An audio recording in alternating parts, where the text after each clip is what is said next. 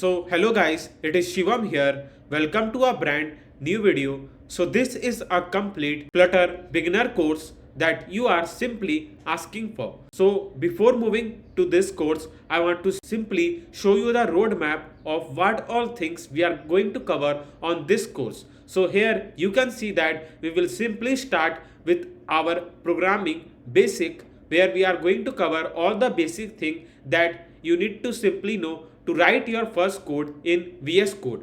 Now, after that, we'll simply move to the Flutter widgets, and here we are going to cover all the important widgets that will simply help you to make your first Flutter app. Now, after that, we'll simply help you to make your first app by using a Flutter with a simple widgets, and you will simply get to know how to use the widgets to make a awesome app.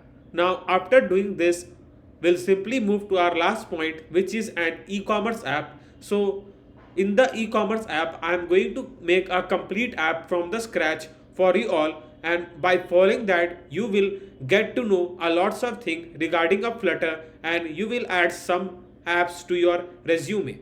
So in the programming basics, we are going to cover a data type, variable, different type of operators, if else condition, while loop, for loop, list, map, functions, and many more. So let's get started with this awesome complete Flutter beginner course for you all. So now let's move to our first section, which is a program basics. So in this section, I'm going to cover each and everything that we need to simply code in the Dart code. So if you are new to this programming world, so do not need to worry, because I will simply tell you the each basic things that we need to simply code in the VS Code to make your first Flutter app. Yeah. So first I'm going to tell you about a variable. Now you will think that what a variable is. So when you need to simply store a data, you need a variable, right? So for an example, if I want to simply store my name, which is a Shivam Gupta, I need a variable. So here I will simply write name is equals to, and we'll use double inverted comma, and we'll simply write my name, which is Shivam Gupta. Yeah. Now here you can see that I have used a variable name. This is indicate as a variable. Now I just can't write a variable just like this to store a data. We need to simply use some of the data types to indicate what this variable is. So this variable is simply indicated in a double inverted comma. So you know that the common data type we need to simply use to indicate this double inverted comma is a string. Yeah. So as you can see that after writing a string, we can use a variable name, and I can simply store my name, which is a Shivam Gupta. So anything that is under a double inverted comma, it simply acts as a string. So this is a first data type, and how to use a variable with an data type, right? So now I want to simply print my name. So I need to use a print function to simply print my name. So here I will use a print function to simply print my name, and I will simply write like a Shivam Gupta, and I need to simply print this name. Now you will see that I have indicated in the double inverted comma, because now it's going to act as a string, right? And I can use this exact name in the print function. Now if I will remove this double inverted comma, then it will simply throw the error, because now it can't act as a string. So if you are learning the code for the first time, you can simply make a rough note to get an idea how really the code works. So something that indicated in the double inverted comma will act as a string. Now I can use this print function to simply print my string, right? Now let's run this code. As you can see that the output we get over here is a Shivam Gupta that we have simply stored in our print function. So this is how also a print function work. Now you will think that what the use of variable. So here in the name variable, I have simply stored the name Shivam Gupta. So rather than writing a complete name, I can simply write a variable name here also. So I will simply write a name. Now to write this name, as it is outside this void main function, so we need to simply copy this string and we need to simply paste it something over here. Now I will show you that, like, we have stored a Shivam Gupta in the variable name, and here I'm going to simply print that variable. Now I'm going to show you the output. Now I'll simply hot restart the app, and here you can see that we'll get an output Shivam Gupta. So this is how you can simply store a string in this variable, which is a name, and this is an data type. So this is our first data type, which is a string, and the string is just indicated with a double inverted comma, and the something you simply stored in the double inverted comma will act as a string, right? So you get to know what is an variable and what is an first data type, which is a string. Now for an example, here I'm going to use the next data type, which is an integer. Now I need to simply store a number, like for an example age of any person. Then I need to use an integer, which is our second data type, and in the integer we can simply store a age, and here I can simply store his age like 18. So this is a number and this is a variable name, which is an age, and this is a data type, right? So you get to know the difference between a data type and the variable, and how we can simply store a number by using a integer data type. Now if I want to simply print like addition of two numbers, I can also do like this. Like I can use a print function and I can write 27 plus like 18, sorry, 27 plus 18, and here I will simply get an output. So let me hot restart it again, and here you can see the output, which is in 45. So this is how we can simply directly store a number and can show the addition by using a print function. Now you will think that what is an use of variable then? Now if we have stored some value in any variable, I can directly use that variable over here, which is an age, and I simply write the age that we have stored can simply increase by 18, and now we can simply show the value like 36. So the 18 simply comes over here in this position. So 18 plus 18 will be give the output, which is a 36. So right, so this is how you can simply use an integer, which is our like second data type.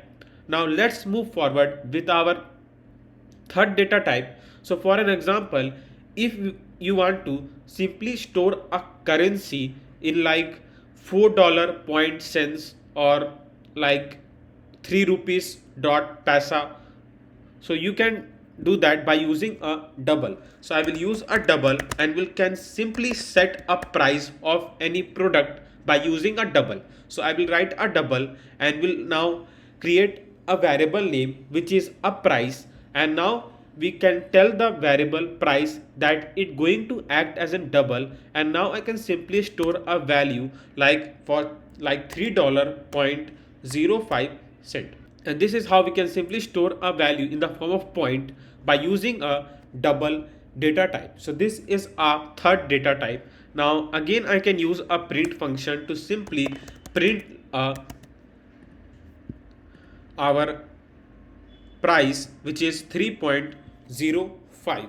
Yeah, so now let's move to our fourth data type, which is a bool, and through the bool we can simply store like if this user is a beginner or not. So here I will write is beginner, so I will write beginner is equals to true, and will simply store a true in our variable, which is beginner, and now I can simply print a bool and we can write a variable name, which is beginner.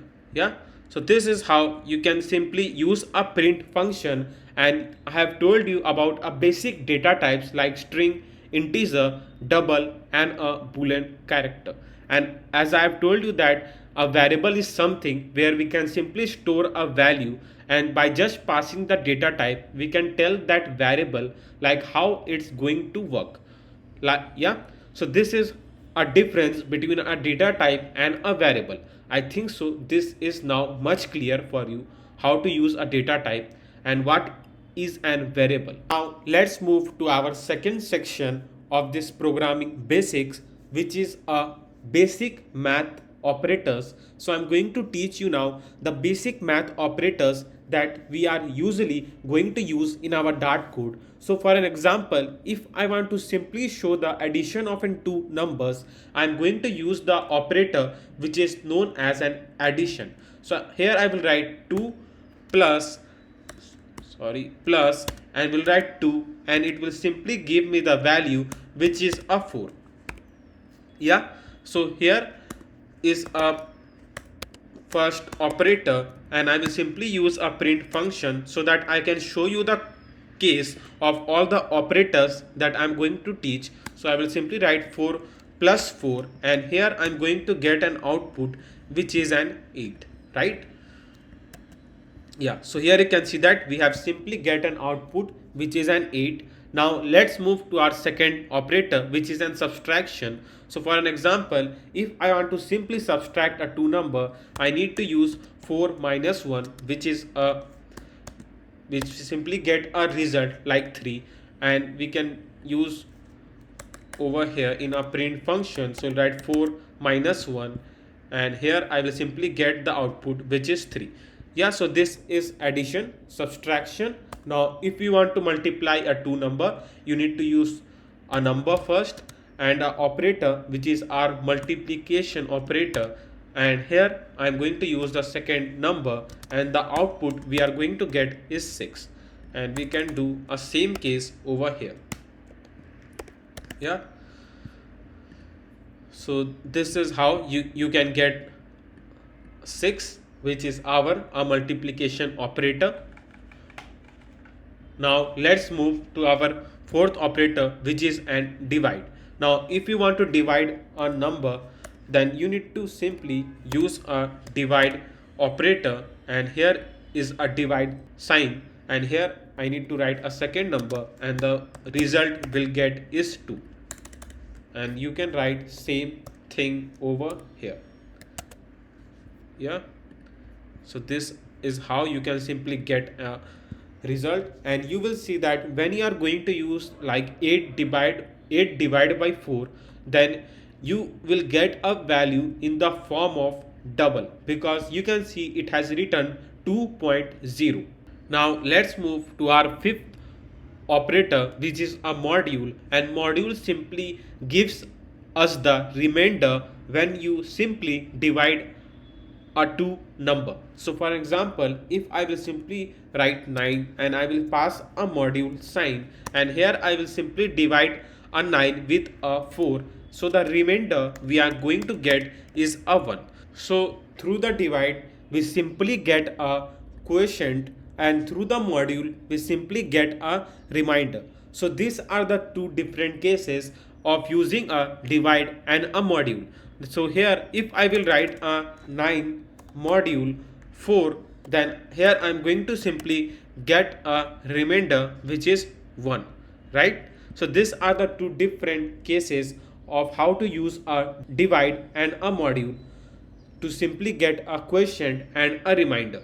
So these are the some basic math operator, which is a addition, subtraction, multiplication, divide and a module. So this is how you can simply use this basic 5 math operators in the Dart code to make your code really effective. Now let's move to our third section of this programming basics, comparison operators.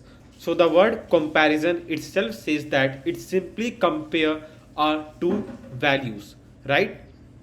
Now usually these comparison operators are used in if else condition, but I will tell you what really if else condition and how we can simply use a comparison operator there. But let me show you what all types of comparison operators are there.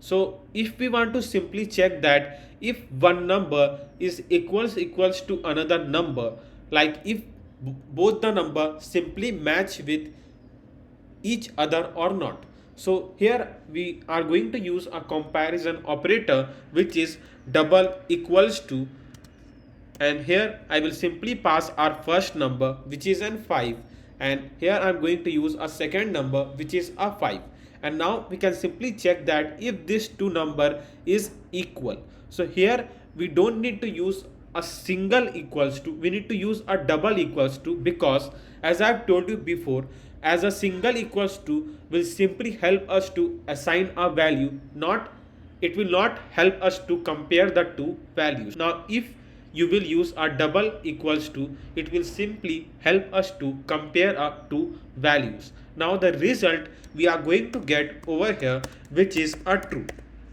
Yeah, so this is how we can simply compare the two values, and we usually tell this operators as equals to.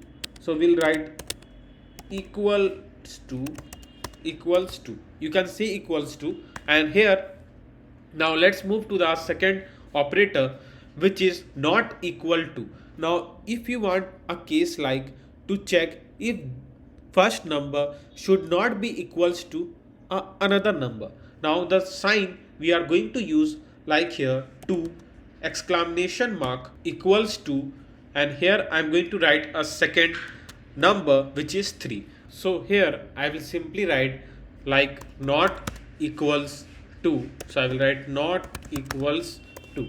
Yeah, so let me make it capital. So I will write true. Yeah, now here comes our third comparison operator which is a greater than. So as the word says greater than, so you need to simply use like a two number and just pass like if this number is greater than the second number. So I will pass 3 is greater than 2, then the result we are going to get is a true. Yeah, so this is our third operator which is a greater than. Yeah, now let's move to the our fourth operator which is a less than. So we need to simply use the sign of less than, and here the value we are going to get is true, and we'll simply write a less than. So this is our fourth operator, you can say, which is a less than. Now if you want to check like if there is a two number should be greater than or it should be equals to, like so it going to work like an or. So let me show what I'm telling about. So for an example, if I'll write 5 should be greater than or equals to, I'm telling here greater than or equals to. Yeah, so here you will see that 5 is greater than 5, no, but I am telling greater than or. So here I have used a word or. So now I will check that if 5 is equals to 5, yes, then here the value we are going to get is not a value. So the result here we are going to get is a true, right? So it simply says that greater or equals to. So this word or give a main impact on this operator, like if the greater statement will be false, then it's going to check that if that two number are simply equals to or not. Yeah, so if both the case will be false, then it will simply show the result false, or either of the one cases will be true, then it will simply show the result which is true. Yeah, now there is just a reverse case of this operator.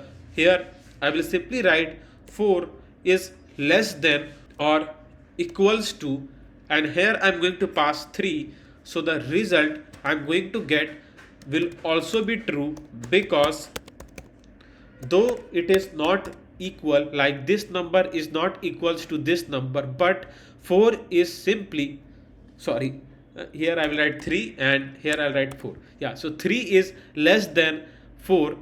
So here we'll simply get a value true, and here we'll simply write less than or equal to equals to. Yeah, so this is the like 1 2 3 4 5 6, yeah, 6 comparison operator that we widely use in our Dart code and in the if else condition. Yeah, now I'm telling about if and if else condition again and again, but do not need to worry, I will tell you what if else condition and how we can simply use them in our code. Now let's move to our fourth section of this program basic, which is a logical operators. So here the logical operators that we widely use in our Dart code is first one, which is an AND operator. So the AND operator will simply check that if the two values is true or not. So the both value should be true, then it will simply return true. Now here I'm going to write age, and in this age, now think that this is an variable, and here on this age I'm going to simply store a value like an 18, and here on this operator, logical operator, which is our AND operator, will simply check the two case. So first case that I'm going to write over here, like age should be greater than 20. So this is our first case, and here now I'm going to write a second case, which is age should be less than 20. Yeah, so this is our second case, and here I'm going to simply write 16 over here. So this is our first case, like age should be greater than 16 and age should be less than 20. Now if we need to simply check that if this both the case are true or not. Now to check this both these cases, I need to simply use like AND operator, and here we can simply indicate a AND operator, and AND operator will simply check that if these two cases are true or not. So if, as you can see, 18 is greater than 16, yes, and 18 is less than 20, yes, so the both case are true, then here the result we are going to get, which is a simply true. Yeah, so this is how we can simply use a AND operator to simply check the two cases. Now here comes our next operator in our logical operator, which is OR operator. So as I've told you before in the comparison operator, the use of OR operator, but that was just for an, like if you use a greater than or equals to. But how if you want to simply check that if any of these two cases is true or not? Yeah, so let me show you what I am telling about. So here I will simply write age should be like less than 16, and here I am going to write a second case, which is like age should be less than 20. Now you will think that this statement or condition is false. Yes, you are right, because 18 is not less than 16 and this statement is true. But if we want to simply check that if any of these two statement or condition is true or not, so in this case you need to simply use this operator, which is an OR operator, and now OR operator will simply check that if any of these two cases are true or not, and here this case is true rather than this statement is false, then here I am going to simply get a result which is untrue. So this is how the OR operators going to work. So let me show you this case in a print function. So here I will simply write a print. Yeah, now I need to simply store a value first, so I will use a int.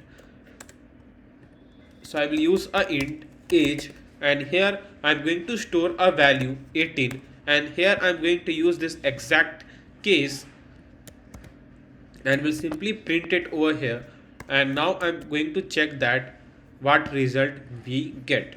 So here you can see that as I've told you, we will simply get a result which is true, and you can pass a same thing over here and you can check the output. So the output we again get is true. So this is how the two common logical operators we widely use to simply check the two condition we pass. Now let's move to our fifth section of this program basic, which is a condition statement. So in this condition statement, I'm going to teach you about a if else condition. So as I've talked about if else condition many times before, so now I will teach you how the if else condition going to work and how it is one of the most important condition that we widely used in all our Dart code. Now here, to write a if else condition, first I'm going to create a integer. So here I'm simply going to write a data type which is an integer, and age a variable, and will simply store a value which is an 18. Now I'm going to simply check that if the users that who are using this app is above 18 or not. Yeah. So here the first user age is 18, then I will simply check that by using a if else condition. So we'll write if age, which is our variable name, and I will simply write age over here, and here I'm going to use the what our comparison operator, which is like greater than or equals to, because if he is 18 or above 18, then we need to simply show that print, will use a print function to simply show yes, he qualify to use this app. Yeah. So this is how we can simply check that if the user is 18 or above 18. So what this operator we call, I think so you can remind what this operator we call. Yeah, if you are telling it is greater than or equals to, then you are right. So this is a comparison operator which is named as greater than or equal to, and here we will simply check that the user age should be greater than or equals to 18. Now if this statement is false, then we'll simply move to our next case that we are going to write, which is an else, and in the else we'll simply print the output like no, he didn't qualify to use this app. So we'll write no, he didn't qualify to use this app. Yeah. So let me show you the output first. So as you can see, our age is set up to 18. So 18 is not greater than 18, but it is equals to. So here it will simply check that 18 is equals to 18. So that's why we simply get an output. Yes, he qualified to use this app. Yeah. Now if I will simply change it to 16, now what output we will get? Now if you are thinking that we'll get output no, he didn't qualify to use this app, then you are right, because if statement will simply get false and it will simply move to the else case and it will simply print this output. So this is how if else condition work. Now here I have written one case. So like if you are making an app for Shivam amusement park, though I don't have any amusement park, so I'm just taking an example, like the amusement park is named Shivam amusement park, then the eligibility for the each age is will be shown in the app like this. Like if a children is below 13, then they are simply eligible for the children activity, and if the children is above 13, then they are just eligible for the ground rides, and if they are above 18, then they eligible for the water rides. So these are the some eligibility case that we need to simply show in our app, yeah, that we are making for this amusement park. Now to show this case, we need to simply use a if else condition. Now let me show you how we can simply use a if else condition to show this eligibility case. So for an example, if the age of a respective user that simply signs up in the app is of, like, let's keep the age of 20, yeah, and we'll simply use a int data type to simply store a value of a age which is 20. Now we'll check that if this user like, so let's take a name like Suresh, whose age is 20, and he is simply eligible for which of these activities. Yeah, so here to check that I will use a if else condition, and will simply check that if Suresh age is greater than 13. Yeah, so basically we don't know his age, so he will simply input his age in the app. So we'll simply check that if the Suresh age is greater than 18, not 13, sorry, if greater than 18, then we'll simply print like yes, he is eligible for water right. Now here we have wrote a first condition like if the Suresh age is above 18, then yes, he is eligible for water rights. Now here we need to simply check our second case if this statement will be false, like if the Suresh age is not above 18, then we'll check that if the Suresh age is above 13. Now to check the another condition, here I'm going to use a else if, and in the else if condition we'll simply check that if the Suresh age is above 13, and here we'll simply print the condition yes, he is eligible for ground rights. Yeah, now these are the two conditions, like if his age is above 18, then we'll simply print this, and if not, then the workflow, or you can say a code flow, will directly move to this else if case, and it will simply check that if the Suresh age is above 13, then it simply print this output. Now if this statement is also false, then the last condition that simply left, so we'll simply pass that in the else condition that his age is below 13, and we need to simply print like he is eligible for children activity.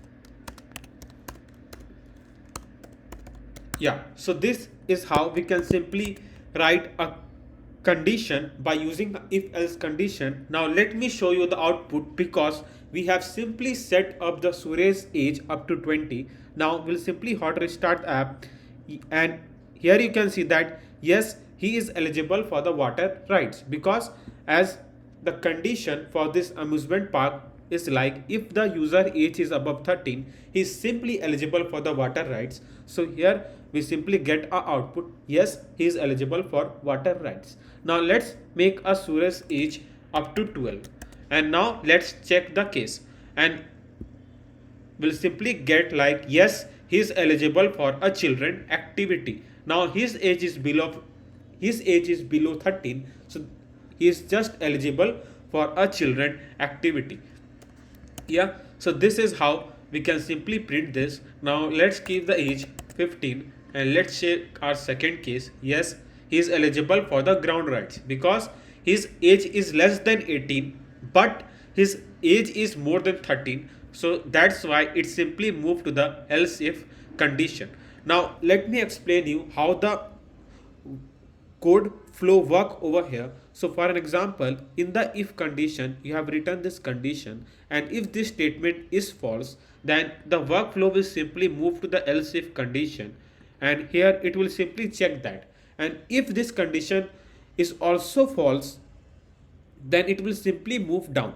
Now the else condition is that condition if any of the statement above else is like all the statement, not any, if all the statement above else are false, then else will simply show the condition, or you can say the output that he has.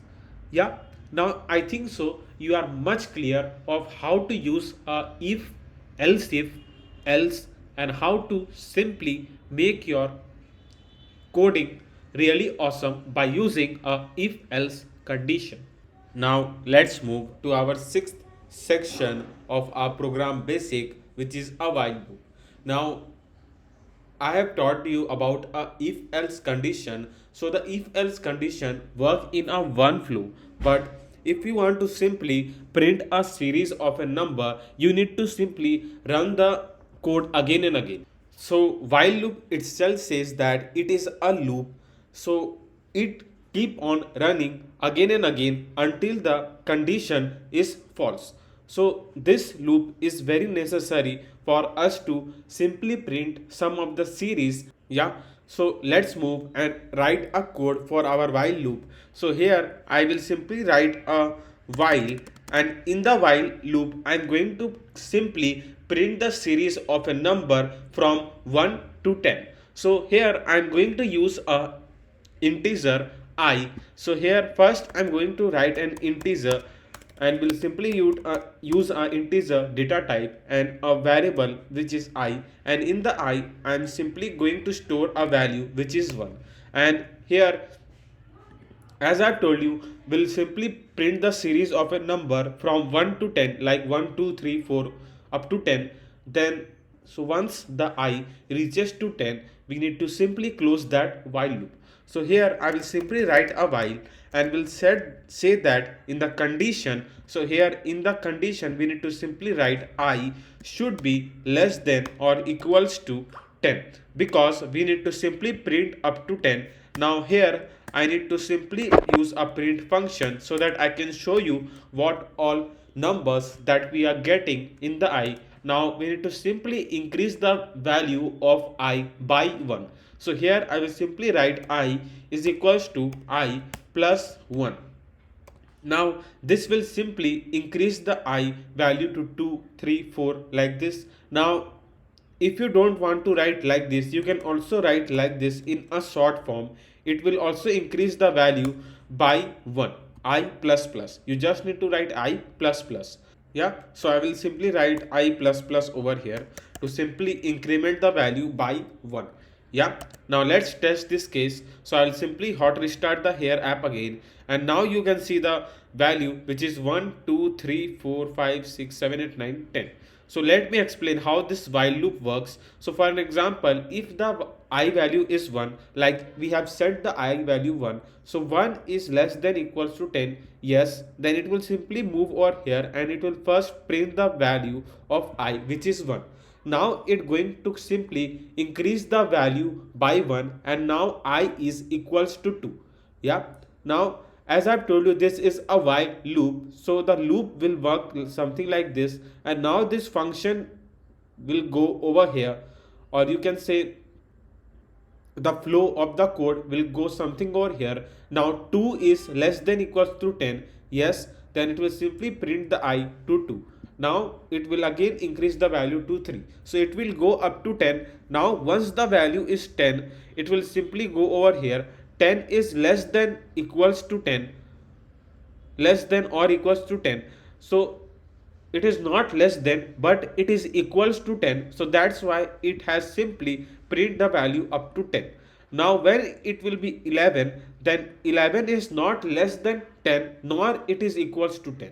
So that's why it simply closed the program when this condition is false. So this is how the while loop works. Now here comes one more thing in the while loop, which is a break statement. Now the break statement itself says that it simply break the statement when the condition will be true. So for an example, if I want to simply print the number up to 5, yeah, so what I'm going to do, I will leave the condition as it is. I will not make any changes on this condition. I will simply say that if I is equals to 5, then I will simply break a statement, and I will simply break this loop by using a break statement. Now let's test this and let's see what output we'll get. So as I've told you, 1, 2, 3, 4, 5, because as soon as the I value will be 5, 5 is equals to 5, yes, then once the if condition will be true, it will simply call a break statement, and break statement will simply tell the while loop to stop. You can't move it from here. So it simply shows a red signal that this loop can't move from here, and we need to simply stop it over here. So this is how the while loop works. Now there is just opposite of while loop, which is a continue. As you can see that after writing like this, I have simply get this output here. Now let me explain you what the difference between a continue and a break statement. So as you can see that if I have written in the if condition, as you can see I is equals to 5, and in I equals to 5 I have simply passed like a continue statement.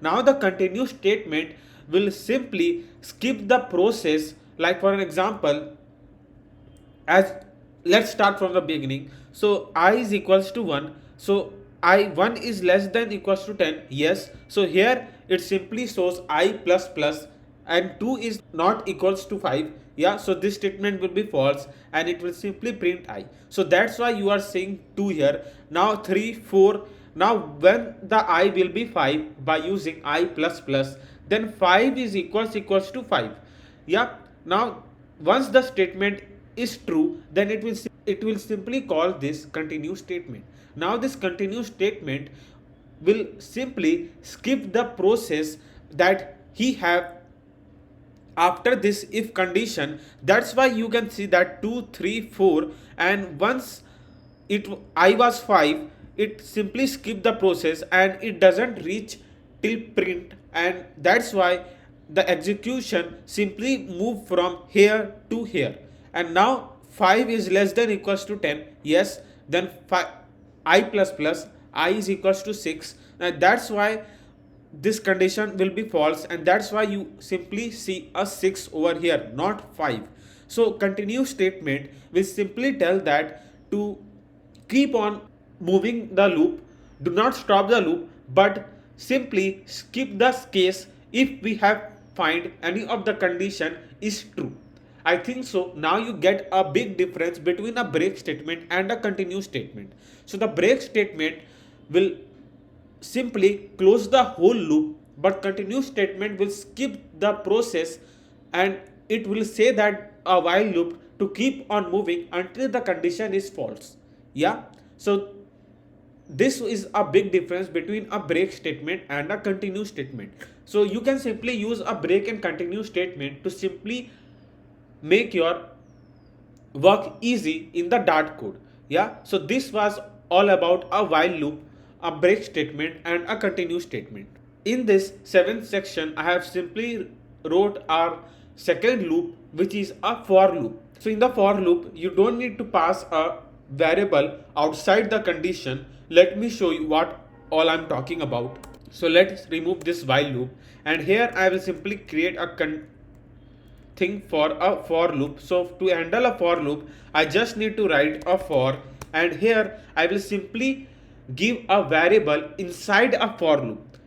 Though you know that in the while loop we simply pass a variable outside a while loop, but in the for loop we'll simply pass a variable inside the for loop. So I will simply write a data type int I is equals to 0, and here next I'm going to simply pass a condition I should be less than 10.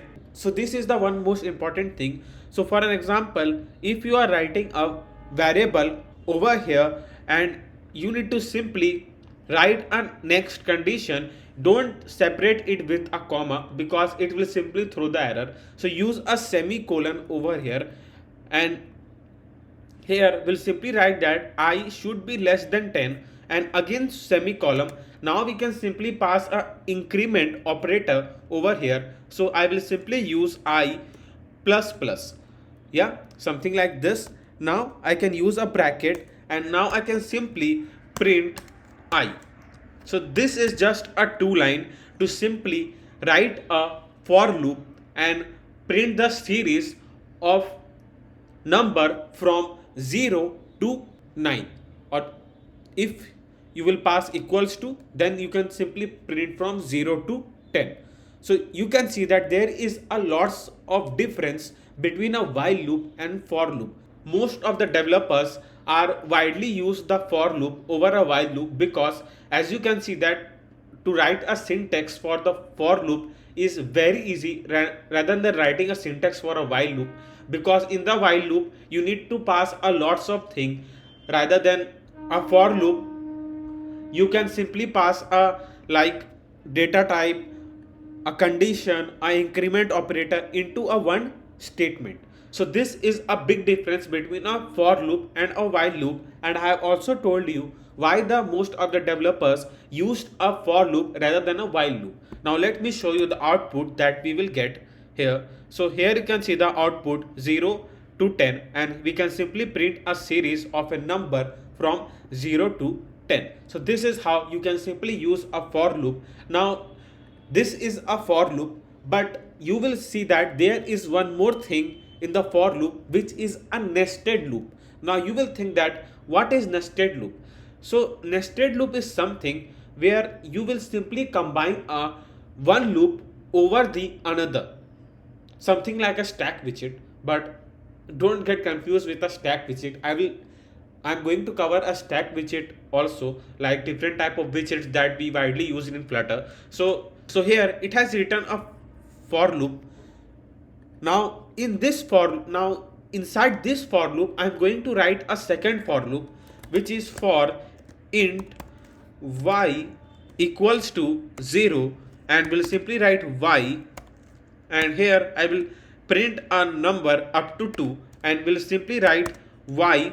Sorry, why I'm writing comma. So this is a mistake that you can make, though I have already made a mistake, but simply make sure that when you are writing this all the things, simply separate it with a semicolon rather than a comma. So here we have passed a data type, or you can say a variable, and a condition. Now I can simply pass an increment operator, and here inside this for loop I am going to simply print both I and y, something like this. Now we can simply print I and y.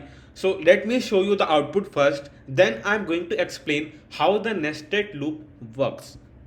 Not loop, yeah, nested for loop works. So now I'll simply hot restart the app again. So this is the output over here. I think so that will be very difficult for you to understand, so let me make it simple for you to show. So here I will simply use a single inverted comma, and will simply call our I, and then I am going to simply call our y, something like this. Now through the dollar sign it will simply call the value that have been stored in I, and through the dollar y I can simply call a value that have been stored in the y. Now let hot restart the app here again. Now I can simply show you the value. So here you can see that the first output is 0 0. So for example, if I is 0, y is 0, then it will simply print 0 0. Yeah, now you'll see 0 1. So how it simply shows 0 1 over here? Because the nested loop works something like this. So I value is 0 and y value is 0, then we have got our first output. But now the execution, or you can say a flow, will go something over here. So this loop will be called again rather than this loop, because this, if this loop is completely called, then this loop going to work. If this loop is not complete, then it execution or flow won't go over here. So that's why it simply print 0 0 over here in the first case. Now once the execution or the loop go over here, then y plus plus will simply increase the value of y is equals to 1, and it will simply check that 1 is less than 2, yes, then it will simply print like 0 and 1 over here, as you can see the second output. Now you will see 1 0.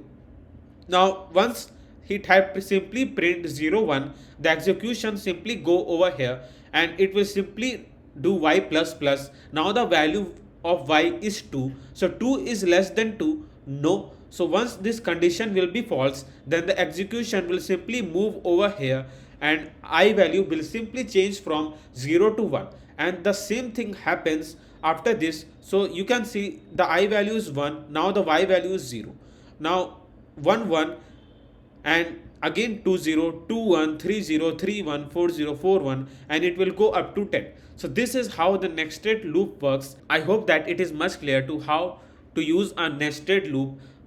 and how to simply combine a do loop and simply get a result. So this is how a for loop and nested loop works. Move to the 8th section of this program basic, which is a list. So list is one of the most important thing that we widely use in our Dart code. So for an example, as I've shown you that by using a string data type and any variable name, you can simply store a single string, right? For an example, if I will write a string and a name is equals to, and here I will simply store a my name which is Shivam, right? So here in the name variable I have simply stored one string which is a Shivam. Now here what I'm going to do that is, if I want to store a like 3 to 4 strings in a variable, then how will do that? So here comes a case name which is a list. So a list is something that will simply help us to store a more than one string. So here I will use a list, and here I am going to simply write our variable name which is name1, and here I will simply show you how to store a more than one string in a list. So here I will write a user's name which is Shivam, and second username which is Ayush, a third username, let's keep it Shyam. So these are the three strings that I can simply store in the name1 variable by using a list. So you can see that we can also store a multiple strings by using a list.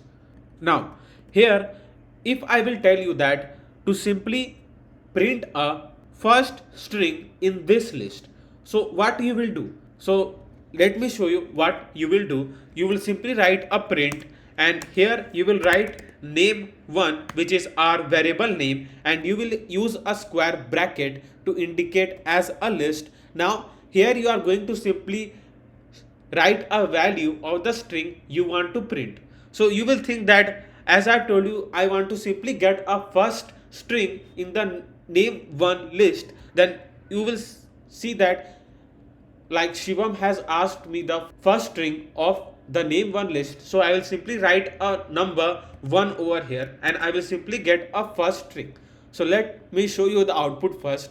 So if you will write a 1 over here, then you are wrong, because it will simply print Ayush over here. Now you will simply scratch your mind and you will think that how it simply print Ayush, because the first string is Shivam.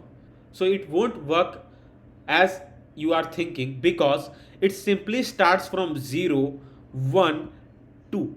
So if you want to simply print a first string from a list name1, then you need to write 0 rather than 1.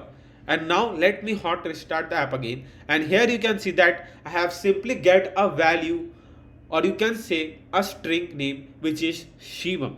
So you can see that in the list the value starts from 0, 1, 2.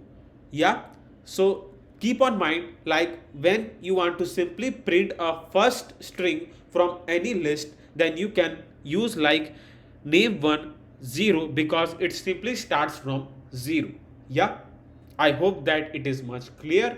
So this was the process to simply print a first string from the name1 list. Now I will simply turn the question and I will ask you the second question. Simply print me the last string from the name1 list.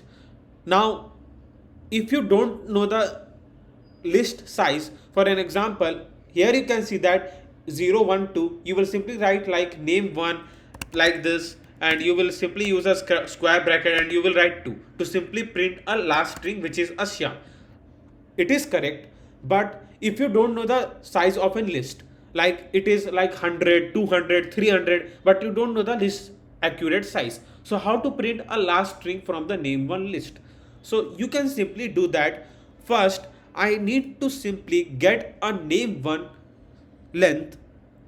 Like if I will get a name1 length over here, then I can simply get my last string.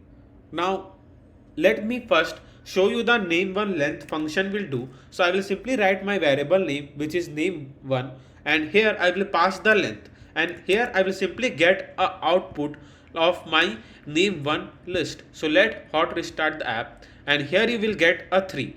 But you will think that it starts from 0, 1, 2, then why I'm getting the value 3? So name1 length will simply starts the counting from 1, 2, 3, but the code count from 0, 1, 2. So this is a difference between how the name1 length works, dot length function works, and how the coding, or you can say a dart code, simply count a string from a list.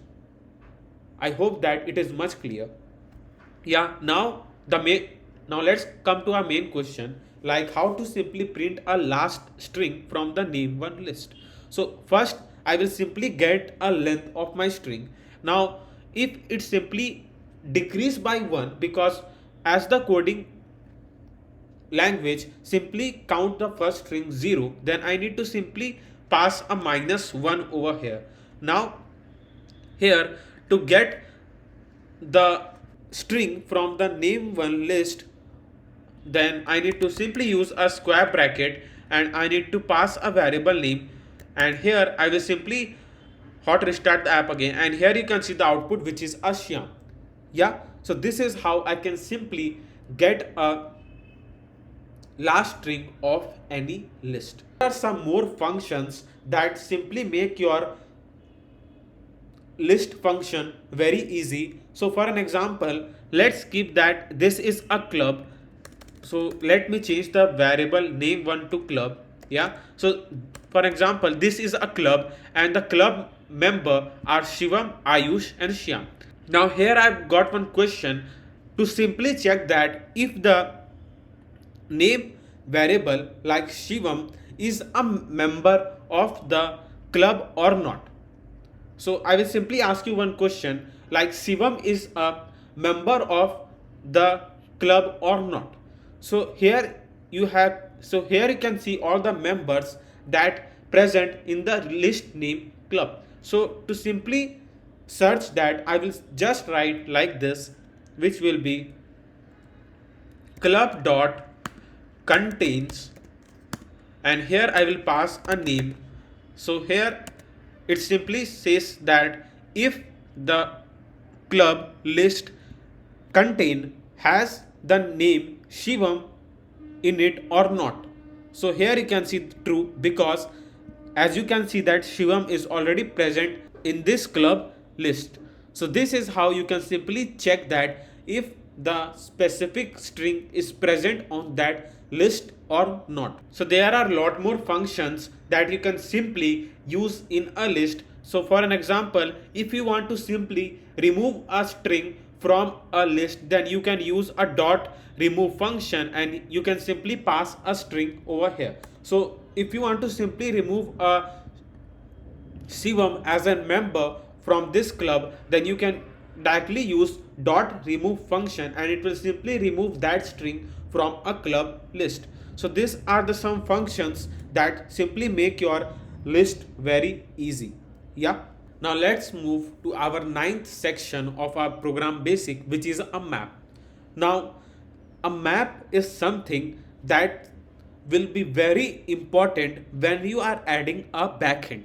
So for an example, if you are uploading the data to the cloud Firestore, because as I have already made 10 to 12 apps before on this channel, but if you have followed any of these apps before on my channel, then you already know the use of a map. I think so I don't need you to explain how the map is really useful for you all to simply add a backend in your Flutter app. So a map will simply help us to upload a data to the Firestore database, and when you are simply integrating any of the API, a map is also very necessary at that case. So let me explain you what is a map.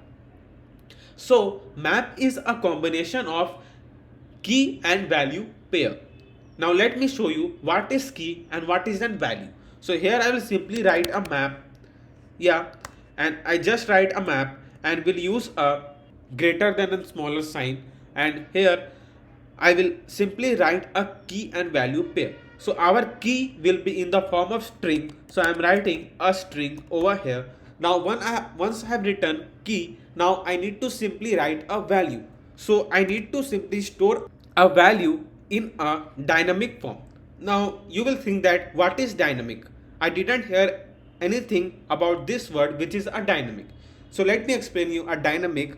So dynamic is something where you can simply store a string, integer, boolean character, a double. So that's why it is simply called a dynamic. Now here I have written a string which is our key. Now I need to simply write a value in which form I want to store. So I am simply writing dynamic. Yeah. Now I need to pass our map name. So I will simply write like user info map and here I will use a, you can say, curly braces, and this is our map name. Now I need to simply store the user details in this map. So I will simply pass a string because our value is in the form of the string. So that's why I've written string over here, and in the string first I want to simply pass the user name. So here I will write a name, and now the dynamic. Now in the dynamic, as I've told you, we can store anything like string, integer, double. So that's why I will simply store a string over here which is the username. Let's pass Shivam. Yeah. Now I want to simply pass his age. So as the key is string, so we need to again write in the form of string, and here now I can pass his age. So I can simply pass an integer like this. So this is the age that we have passed. So name, age. Now you want to simply pass like address, so you can pass an address, and here I will simply write an address, something like this. So this is how the map works, and it simply shows a combination of key and a value pair. As I've told you, the map is very important thing that help you to simply upload a data to the files to database or any of the backend you are using. It will also going to help you when you simply integrate any of the APIs in your Flutter app. So do not get confused like what is a map, as I simply tell you that in one line, map is a combination of key and value pair. And this line will simply cover all the things related to the map. Now let's move to the last section of this program basics, because we have almost covered all the things that we need to simply start a coding in the Dart code. So here I have wrote a function that I'm going to tell. So if you are writing a function, that function will simply make your code easy, and through the function you can simply write a clean code. Now to write a function, I will simply use a void. Yeah. Now in the void I will simply write my function name, which is a total sum. Now this function will simply add the two numbers and give me the result. So this is the function that I'm trying to make. Yeah. Now in this function, first I will get an integer of a value. So I will simply write int a, and I will simply get a value of the another variable which is b. Now to show the sum, I will simply pass a sum is equals to, now I will simply write integer sum is equals to a plus b, and I need to simply return sum over here.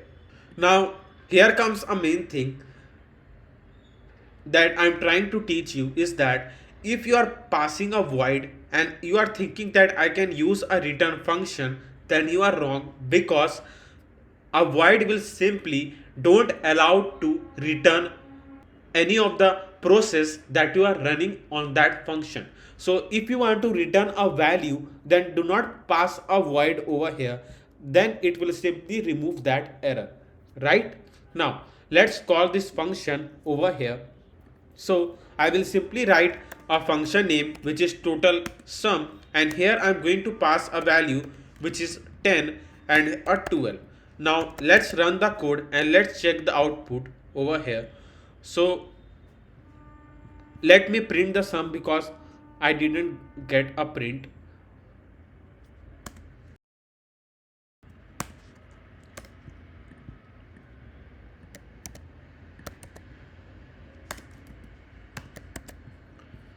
So now let's hot restart the app, and here you can see that we simply get a addition of an 2 value which is 10 plus 12, and it simply return with the value which is a 22. So you can see that how we can simply write a function name which is total sum, and we can simply pass a 2 value and can get a return over here. So this is how simply a function works, and a function will be very necessary when you are going to simply code over here. Let's move to our next part of this Flutter beginner course, which is a widgets. So in my each course, I simply show you how to simply write a code by using these widgets. But in our today's video, I will simply tell you about each widgets that we widely use while making our Flutter app. So as I've told you that this is one of the most important video for you all who are simply making their first app, or if they have any queries regarding a Flutter app, they can simply solve that by watching this complete beginner course that I have made. Yeah, so here I have simply made one dart file which is home.dart, and here we simply import the package. Right now, after this, as you have seen me in any of the courses, like after adding this package, we simply write a stateful widget. Now let me explain you what is stateful widget and what is stateless widget. So there are two things, a stateful widget and a stateless widget. So a stateful widget is something where we can use a set state. So as you can see in the stateful widget, I can simply use a set state over here. So by adding this set state, init state, I can simply add a backend by using a stateful widget. Yeah, so you have seen that I have widely used a stateful widget rather than a stateless widget, and in the stateless widget the data are static, they can't be simply changed. Or if you are adding a backend with your Flutter app, then always use a stateful widget rather than a stateless widget, because if you are getting a data from the Firebase or from any of the APIs, the data is not static, because we can simply change a data when we are getting from any of the backend. Yeah, so this was a big difference between a stateful widget and a stateless widget. Yeah, I hope that it is much clear why I prefer to use a stateful widget rather than a stateless widget. Now here in the home.dart file, let's move to our second widget, which is a scaffold. Now you will see that I usually write a scaffold first, then I pass a body, and in the body we keep on writing a different widgets over here. Now the reason for writing a scaffold widget is because, so in the scaffold widget, if you simply move the cursor to the widget, you can see that there are lots of things that you can simply add on this widget. So this is how the VS Code simply make it easy for you to get more about a widgets that you are using. So in the scaffold widget, you can simply use a floating action button. Yeah, so through the floating action button, you can simply add a post, upload a file. So this is one of the main thing, floating action button. And one of the most important thing is a bottom navigation bar. So the bottom navigation bar is the feature that almost present in all the app. So through the scaffold widget, you can simply use a bottom navigation bar also, and you can use a bottom navigation bar and can pass the items and can use this navigation. Yeah, now you can also use a drawer. Basically a drawer, something like this, will simply appear over here. After a drawer in the scaffold widget, you can also pass a app bar. So the app bar is also one of the important feature that you simply see in all the apps. So basically you can see that scaffold widget is something that simply help us to design the app in our way, and without a scaffold widget we can't design main features that we simply needed to make our Flutter app. Yeah, so you get to know use of a scaffold widget. Now after writing a scaffold widget, let's move to the body, and in the body we simply write a complete code that we want to show in our mobile device. Right now in the body, after this we'll simply move to the next widget which has a children. Now you will think that what which widget has a children? So widgets are also a parents and they have also a children and a child. So let me explain you which widgets has a children. By children you can simply know that a widgets where you can simply pass more than one widget, because its name has been written in a children, and in the child you can just pass a one widget. So let me tell you what I am talking about. So here come our first widget which has a children, which is a row. Now in the row you can simply pass a children over here. Now as I have told you, the reason for writing a children is because now in this row widget I can use a multiple widget. So that's why think that row is a parent who has more than one children. So that's why we need to write a children. Yeah, now in this row I can simply pass like icon, and let's pass icons dot star, and let's pass the color, and we'll write colors dot yellow. Yeah, now let me provide some more icons over here, and let me increase the size of an icon up to. So our app has run successfully, and here you can see a 3 stars that I have simply passed in our row widget, and as I've told you it is a children. So in the children I can simply pass a multiple widgets. So here I have simply passed a icon widgets. So here now you can see this 3 stars. If not, let me change in a color red so that it will be simply clear for you to see. Yeah, so here you can see a 3 stars. Now I have simply wrap up with a center widget. So a center widget will simply help us to center down the widget in a screen. So if I will remove this center widget from here, then the star will simply move over here. Now if I will simply use a center widget, then I can simply center this over here. Now in the row widget, widgets are placed horizontally. So you can see that these are stars which has been placed horizontally. Yeah, so this is much clear now. So now when you will simply move your cursor to the row widget, you can see that what all functions you can simply use in a row widget. Now let me explain you some of the basic and the main functions that you can simply use in a row widget. So for example, if you want to simply bring this stars in the center of this screen, so you need to simply pass a main axis alignment dot center. Now the main axis will work horizontally, yeah, and the cross axis, it also have a cross axis alignment dot start, and this cross axis alignment will work vertically for this widgets. Right, I hope that it is much clear.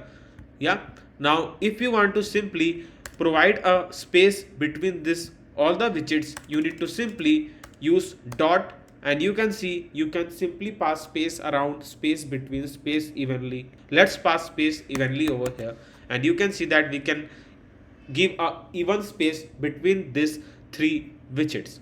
Yeah, you can also pass a space between to give a maximum space between these widgets. So these are all the things you can simply do. Now if you want to move this widgets to the end of the screen, you can use main axis alignment dot end, and this is how you can simply move the widgets that have been stored in a row widget. I hope that it is much clear. Now let's move to our third widget, which is a column widget. Now the column widget is also a parent who has a multiple widgets. Now here I will simply use a column widget. Now you will see that, let me remove this. Now you will see that after passing a column widget, how the stars will be aligned. Yeah, so here you can see that after passing the column widget, the stars has been aligned vertically rather than horizontally. So as you know the difference between a column and a row widget, so column will simply help us to align our widgets vertically, right? Now here I want to simply bring this stars to the center of the screen. Now the main will work something like this in the vertical direction, and cross will work as a horizontal direction, just opposite of row widget. So here I will simply write, sorry, not a cross, I will simply write main axis alignment dot center, and it will simply center this stars, or you can say widgets. Now I will use main axis alignment dot end to move to the end of the screen, and main axis alignment dot space evenly to give a even space. So these are all the things that you can simply do in a column widget, and there are many more things, but the main thing you need to simply remind about a column widget that we widely use is a main axis alignment and a cross axis alignment. Now let's move to our fourth widget, who also has a multiple widget, and that has to be known as a parent with a children, is a stack widget. Now here in the stack widget, let me show you the case. So to explain a stack widget, I need to simply use our fifth widget, which is a container. Now the container is a widget who has only one child. Yeah, so we can only store a one widget over there. So here when I will write a container, I can't use a children because he has only one child. So think that container is a parent who has a one child. So I will use just a child, and in the child I can simply use a one widget, which is a text widget. You can use some other widgets, but you can just use a one widget over in the container. Yeah, now here I have used a text widget. Now in the text widget, this is our seventh widget, which is a text widget, and in the text widget we can simply pass the text that we want to show. So here I will use a text like, I will simply write my name, which is Shivam Gupta. Yeah, now here you can see the text, which is Shivam Gupta, which has been directly shown over here. Now here in the container I will simply pass the height and width. So you can also pass height and width like this, up to 300, and a width up to 300. Now you can't see the container now because there is no color we have passed. Now to pass a color to the container, you need to simply use a decoration, a box decoration color, and we'll simply pass colors dot, let's pass red over here, and now you can simply see the container, and this is a container size that we have simply passed over here. Now if you want, you can decrease the height and width, and the container size will automatically decrease with the height and width you pass over here. Yeah, so this is the property where you can pass a height and width to the container. Now in the box decoration, you can provide a lots of things. Like if you want to provide a border radius to this container, you can simply use a border radius dot circular, and will simply pass 20. And this is how you can simply pass a border radius to your container. Yeah, now if you want to provide a border, you can use a border dot all, and the color, which will be colors dot white, and we have simply passed the color to this border, and now you can see the border. Let me change the color to black so that we can see. Yeah, now you can see some border, but if you want to increase the thickness of an border, you can simply use a width, which is 2.0, or let's keep it up to 5.0. Now you can simply see the border that we have provided to this container. Yeah, so there are many things you can use in a border decoration.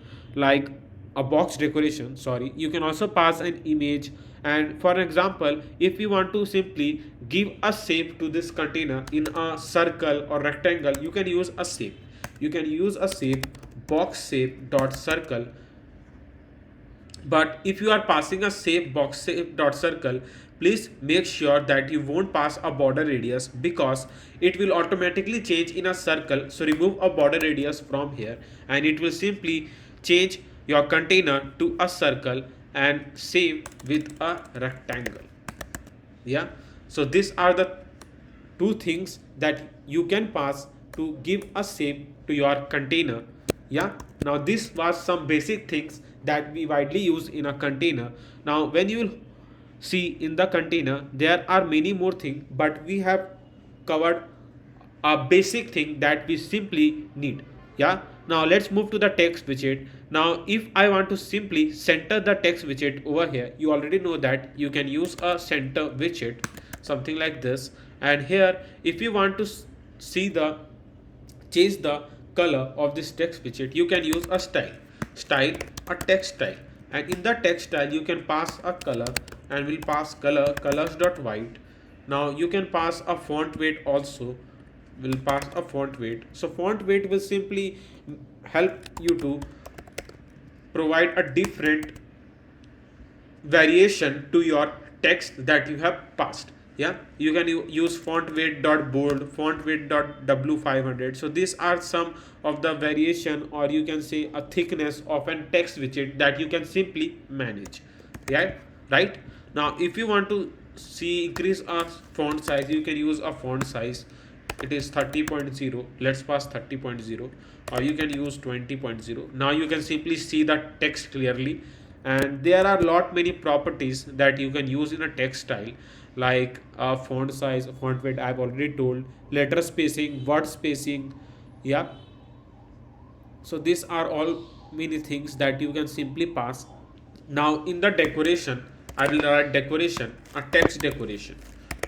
And if you think that I need to simply provide a underline to this text widget, you can use dot underline, and it will simply provide the underline to this text widget. And if you want to change the color of this underline, you can use a decoration style, and you can pass like a text style, sorry, you can use a text decoration style dot, like if you want to show the line in the dashed or dotted form, you can also do that.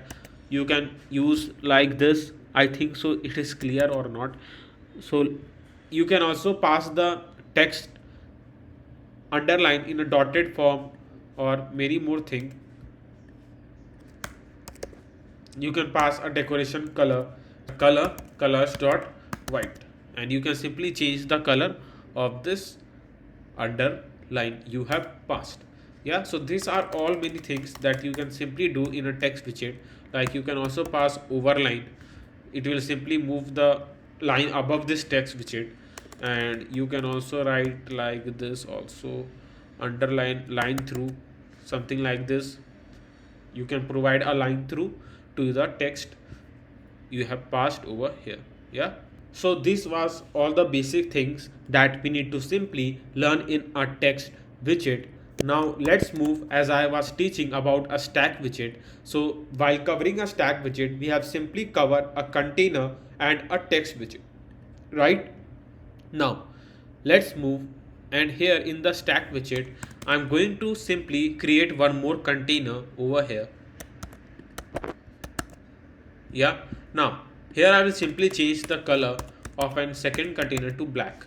Now you will see that color of an container we have passed above this container has been overlapped with this container. Now let me show how you can simply see the widget that is behind this container. So let me change the color to black, something like 12, and black 45. Yeah, so now you can see that while passing the color with a low frequency, you can simply see the color of the behind the container. Yeah, so if now I will simply decrease the height of a container up to 100, now you can simply see that there is a container overlap with another container. So this container has been overlapped with this container. So this is a stack widget all about. So like when you want to simply overlap one widget over the another, you can simply use a stack widget. Now a word itself says a stack. So in the stack you simply keep on putting one thing over the another. So this is how this widget works. I hope that now stack widget is also much clear. Move to our seventh widget, which is an image. Now for an example, if you want to simply show the image in your Flutter app, you will use image widget, right? Now here I have written a column widget, and now inside this column widget I will use image. Now here you will see that after writing image, it simply show me the option like image.asset.file.network. Now in the .network you can simply use an image that is in the form of HTTP link. Yeah, so when you are simply getting a data from a Firebase storage which is simply in the form of the link, you can use image.network. Now if you are simply picking a file from your phone gallery, you can use image.file. Now if you have simply saved a image in your asset folder or any of the folder you have named, you can use image.asset. So these are the three different functions that you can simply use in image widget to show your widget in your Flutter app. Now I have simply used one image, like I have saved one image in my images folder, so I will use image.asset to show that image, and now I'm going to simply write images folder name where I have saved the image and an image file name. Now make sure that when you are writing the image file name, it should be exact that have been shown or written over here. Yeah, so I will simply write boy.jpg. Yeah, now if you think that by just writing this case I can simply get an image from my asset folder, then you are wrong, because it will simply throw the error something like this. Now to get the image, let's move to the prospect YAML, and we need to simply call the folder name that where we have saved all the image, which is our images folder. Now simply run this file. Now I can simply use this image over here.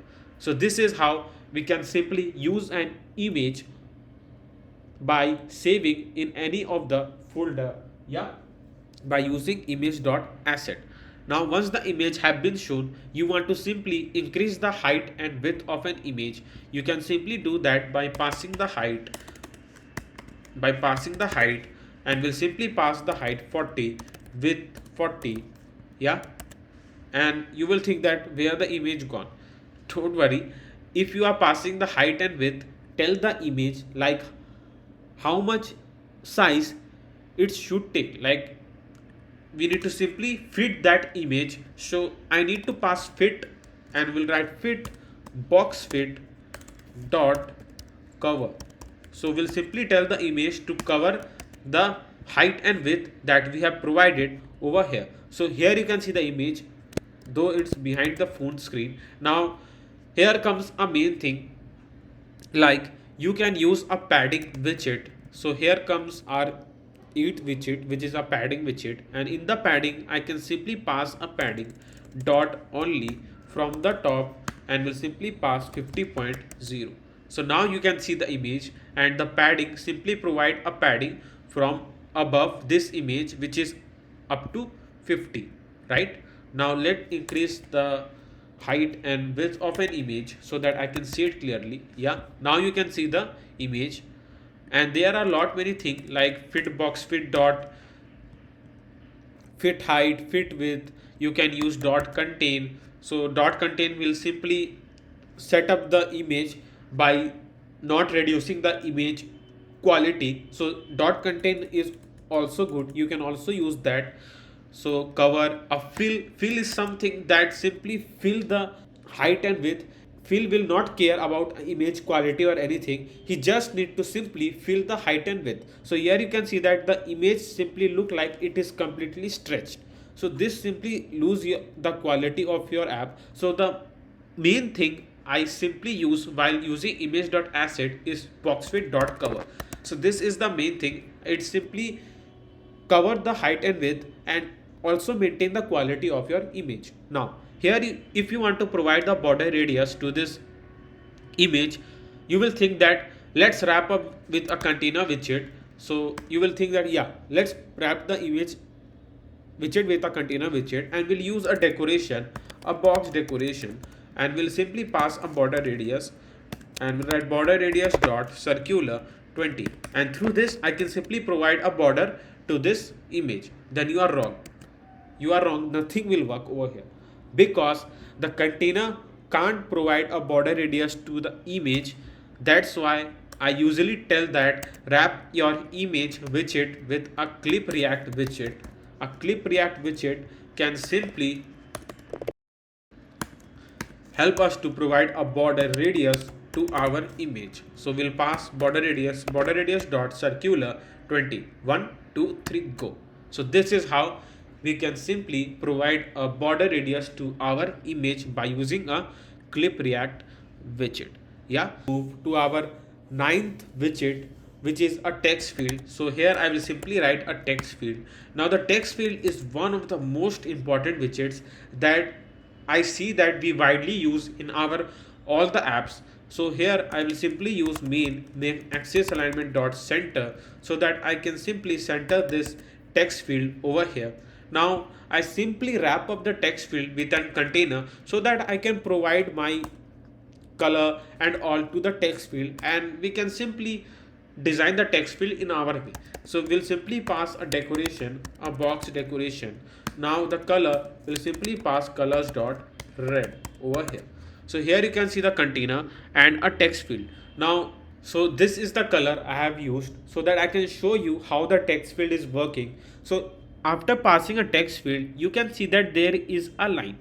Now if you want to simply remove this line over here, you need to simply pass a decoration, input decoration, and you will tell that I don't need this any type of border or nothing. So I will write border input border dot none, and it will simply remove this line from here. Now in this text field I can simply enter any of text like this. So this is how the text fields can simply help us to enter anything over there.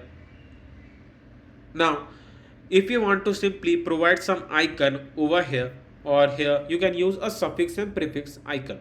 So like you can use over here a suffix icon, and we'll pass icons dot phone. Sorry, yeah, we'll write icons dot phone. Yeah, so this is how you can provide an icon over here. And if you use a prefix icon,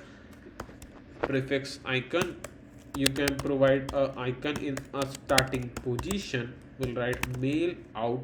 Yeah, so this is how you can simply provide an icon over here or over here, which better suits you. So this other thing. Now in the text field there are many more things, like if you want, like you are writing a password. So you have created one text field where you tell the user to enter a password. Now if the user will enter a password like this, then it won't look like password. Like I need to simply show in the dotted form because it will look like a password. Now to show in the dotted form, I need to simply pass an of secure outside this input decoration of secure text to true, and it simply says that it will secure your text, and by passing this I can simply show the text in a dotted form. Now it's look like a password. Yeah, so this is a thing. Now if you want that the user to simply write a detail over here like up to 4 to 5 lines, you can simply increase the size of a text field by using a max line over here, and will pass 5, and it will simply increase the size of this text field. And now you can simply enter a more than one line in this text field. Yeah, so these are the some unique property that you can use in a text field, and there are many more things like a read only is also a main thing. So for an example, if I will pass read only to true, yeah, now I can't do any changes over here in the text field. So I can simply read and copy this text, but I can't do any changes in the text field. So this is how the text field works, and it has many more things, like you can provide a cursor with, as you can see that there is a cursor simply shows, sorry, why it has taken a screenshot, yeah, sorry, yeah, now you can see that there is a cursor over here. Now you can simply change a cursor width also. So if you want, you can pass a cursor color, like colors dot red. If you want to change the cursor color, you can provide a red, colors dot white. It's up to your choice, like how the cursor color you want it. You can also use a cursor width. Let's pass 2.0 or 8.0. Yeah, so here you can see that I have simply increased a cursor width. Yeah, so these are some important properties that you can simply use them in your app. Yeah, here you can see that I have written a container. Now I'm going to teach you about the widgets that simply make your app highly responsive. Now the here I have used a word responsiveness. Now the responsiveness is one of the most important thing when you are making a Flutter app, because when you will test the app in a multiple devices, you want that the app to be same in all the devices that the user use. Now this is called a responsiveness. So to make a responsive app, we need to use a responsive widgets. So first responsive widget is a expanded widget. Now here you can see the container, but you think that the container should use a complete height of the screen. I don't want to provide a fixed height over here. So it will automatically use a complete height with a widget name expanded. And now it's going to use a complete height of the screen. So this is how the expanded work, and expanded will simply rewrite this height. So it don't care what height you have passed over here. If you simply change it to 100, nothing work, because it simply overlap this height that you have passed in the container, and it simply tells that I will simply use as much height I have for this container widget by using expanded widget. Now if I will simply use a row over here, then the expanded widget will going to work vertically, sorry, horizontally, not vertically, horizontally, because a row simply help us to keep our widgets horizontally. I hope that it is much clear for you. Now here you can see that I have wrote this to container in a column widget. Now if I want that there should be a maximum space between this two container, I don't want that, I will simply use a size box. Now let me explain the size box first.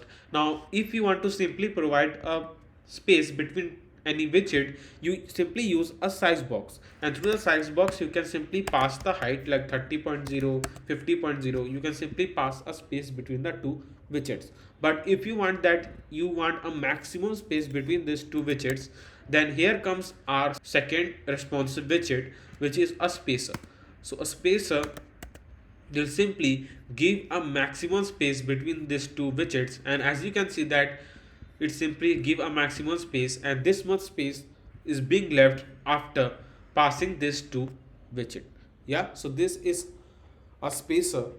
Now here comes our third responsive widget, which is a flexible widget.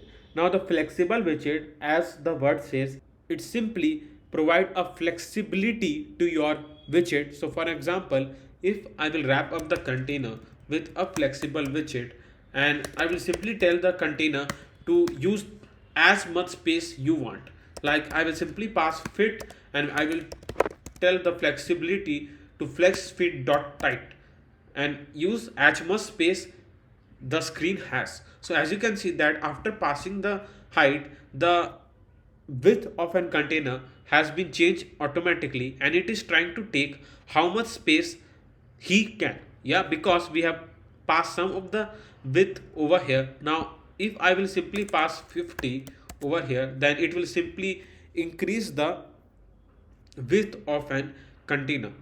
So it will simply rewrite this container with this flexible widget we have passed. Now if I will simply pass like wrap with widget flexible and will write flexible fit flex fit dot tight, then I will show you what will happen. 1 2 3 go.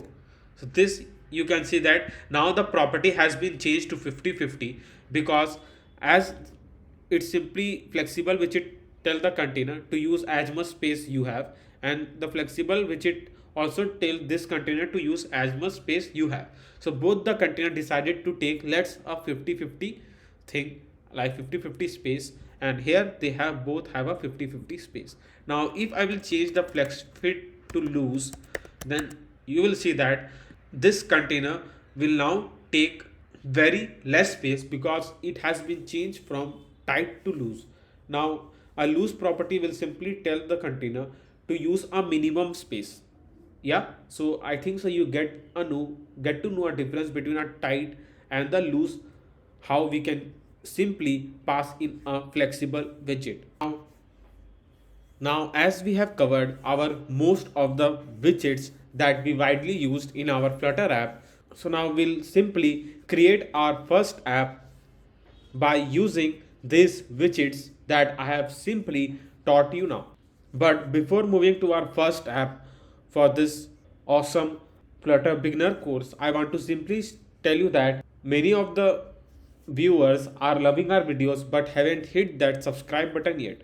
So show your support by hitting that subscribe button and be a part of our awesome Flutter family, because I'm trying to bring some more awesome series on this Flutter, and we have already made 10 to 12 apps before on this channel. So after learning this beginner course, you can simply follow that all the series and can simply add your some more apps to your app resume. So show your support by hitting that like and subscribe button. I hope that you have hit that like and subscribe button. Now let's move and create our first app. So this is a simple app that I will just create now by using a simple widget, which is a contact form app. So I will simply create one contact form where the user can simply see the image. Can we need to add two text field, or let's create 3 text field for our name, email and a password, and we'll also create one button where we can simply add this data.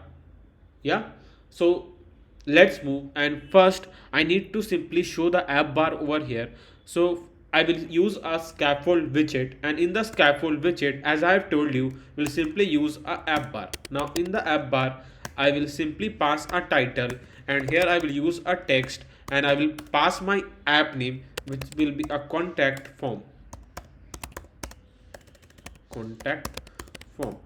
So I am just creating one contact form so that any of the users can simply see my contact form and can contact me, right?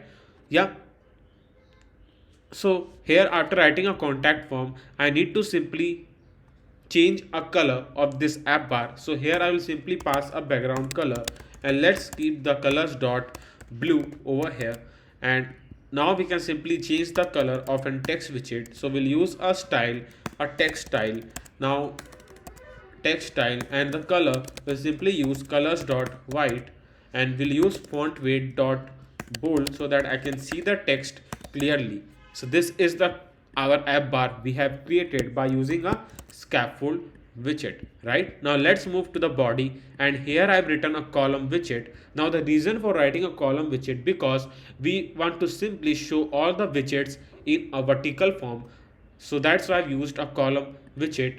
Now here first I want to simply show my image, so I will use the image.asset, because I have saved one image in the images folder, and will use images to, and will simply call images folder name and a boy.jpg. Now we can simply pass the height.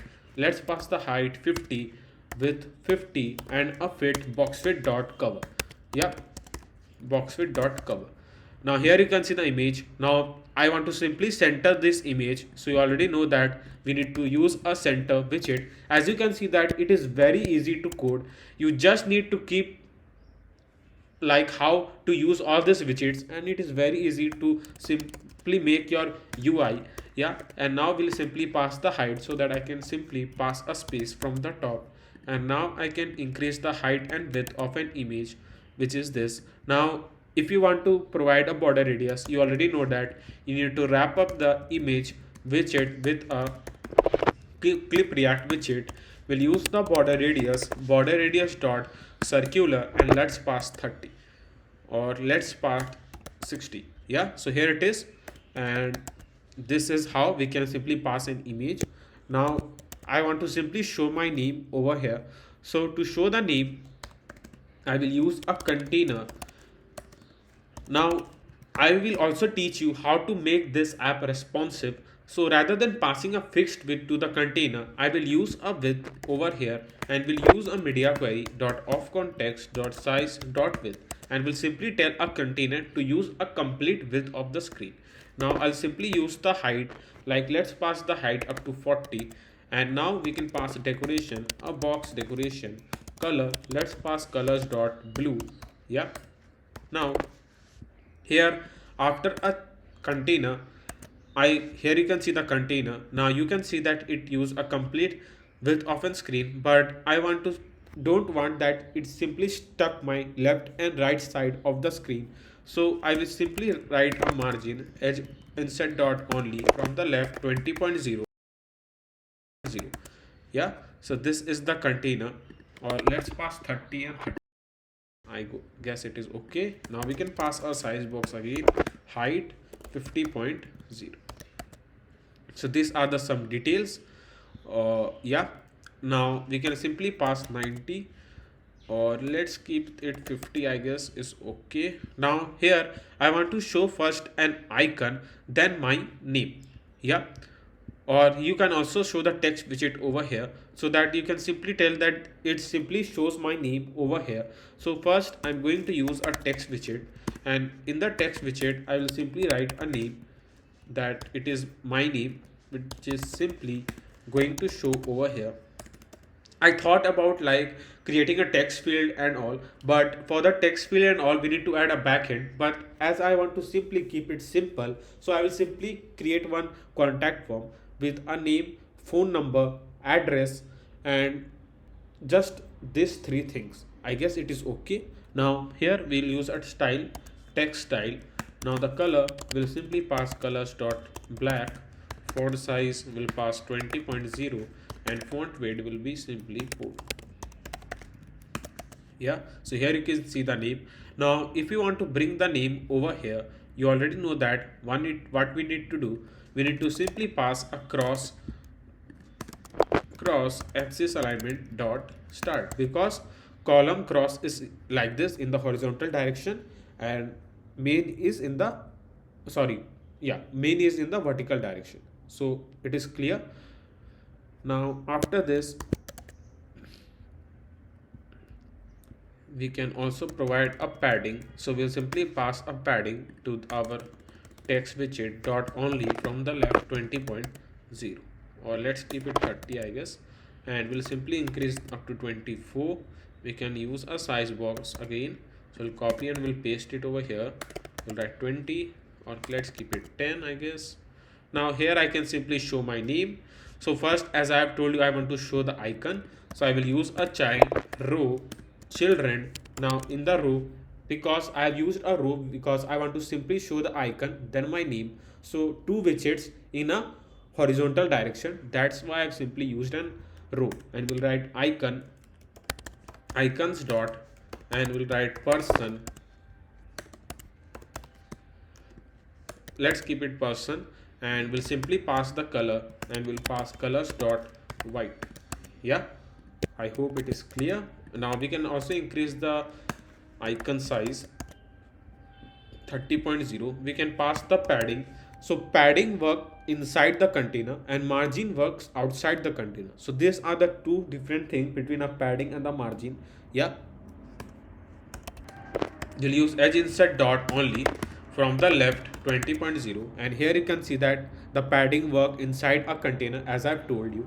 Now here I can simply show my name.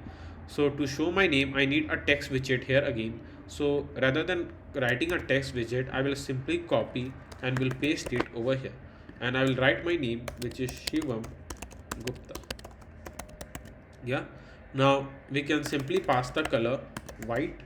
Yeah, now I can simply give a space size box width, let's pass 30.0. so here it is, and here you can see the icon and my name.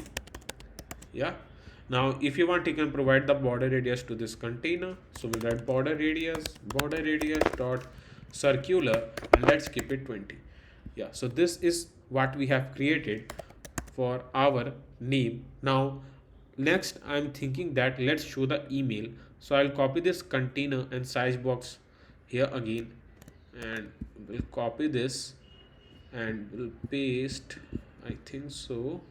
Let's copy all this thing and we'll simply paste it over here, and here it is. We'll decrease our height to 30 and we'll rename to email,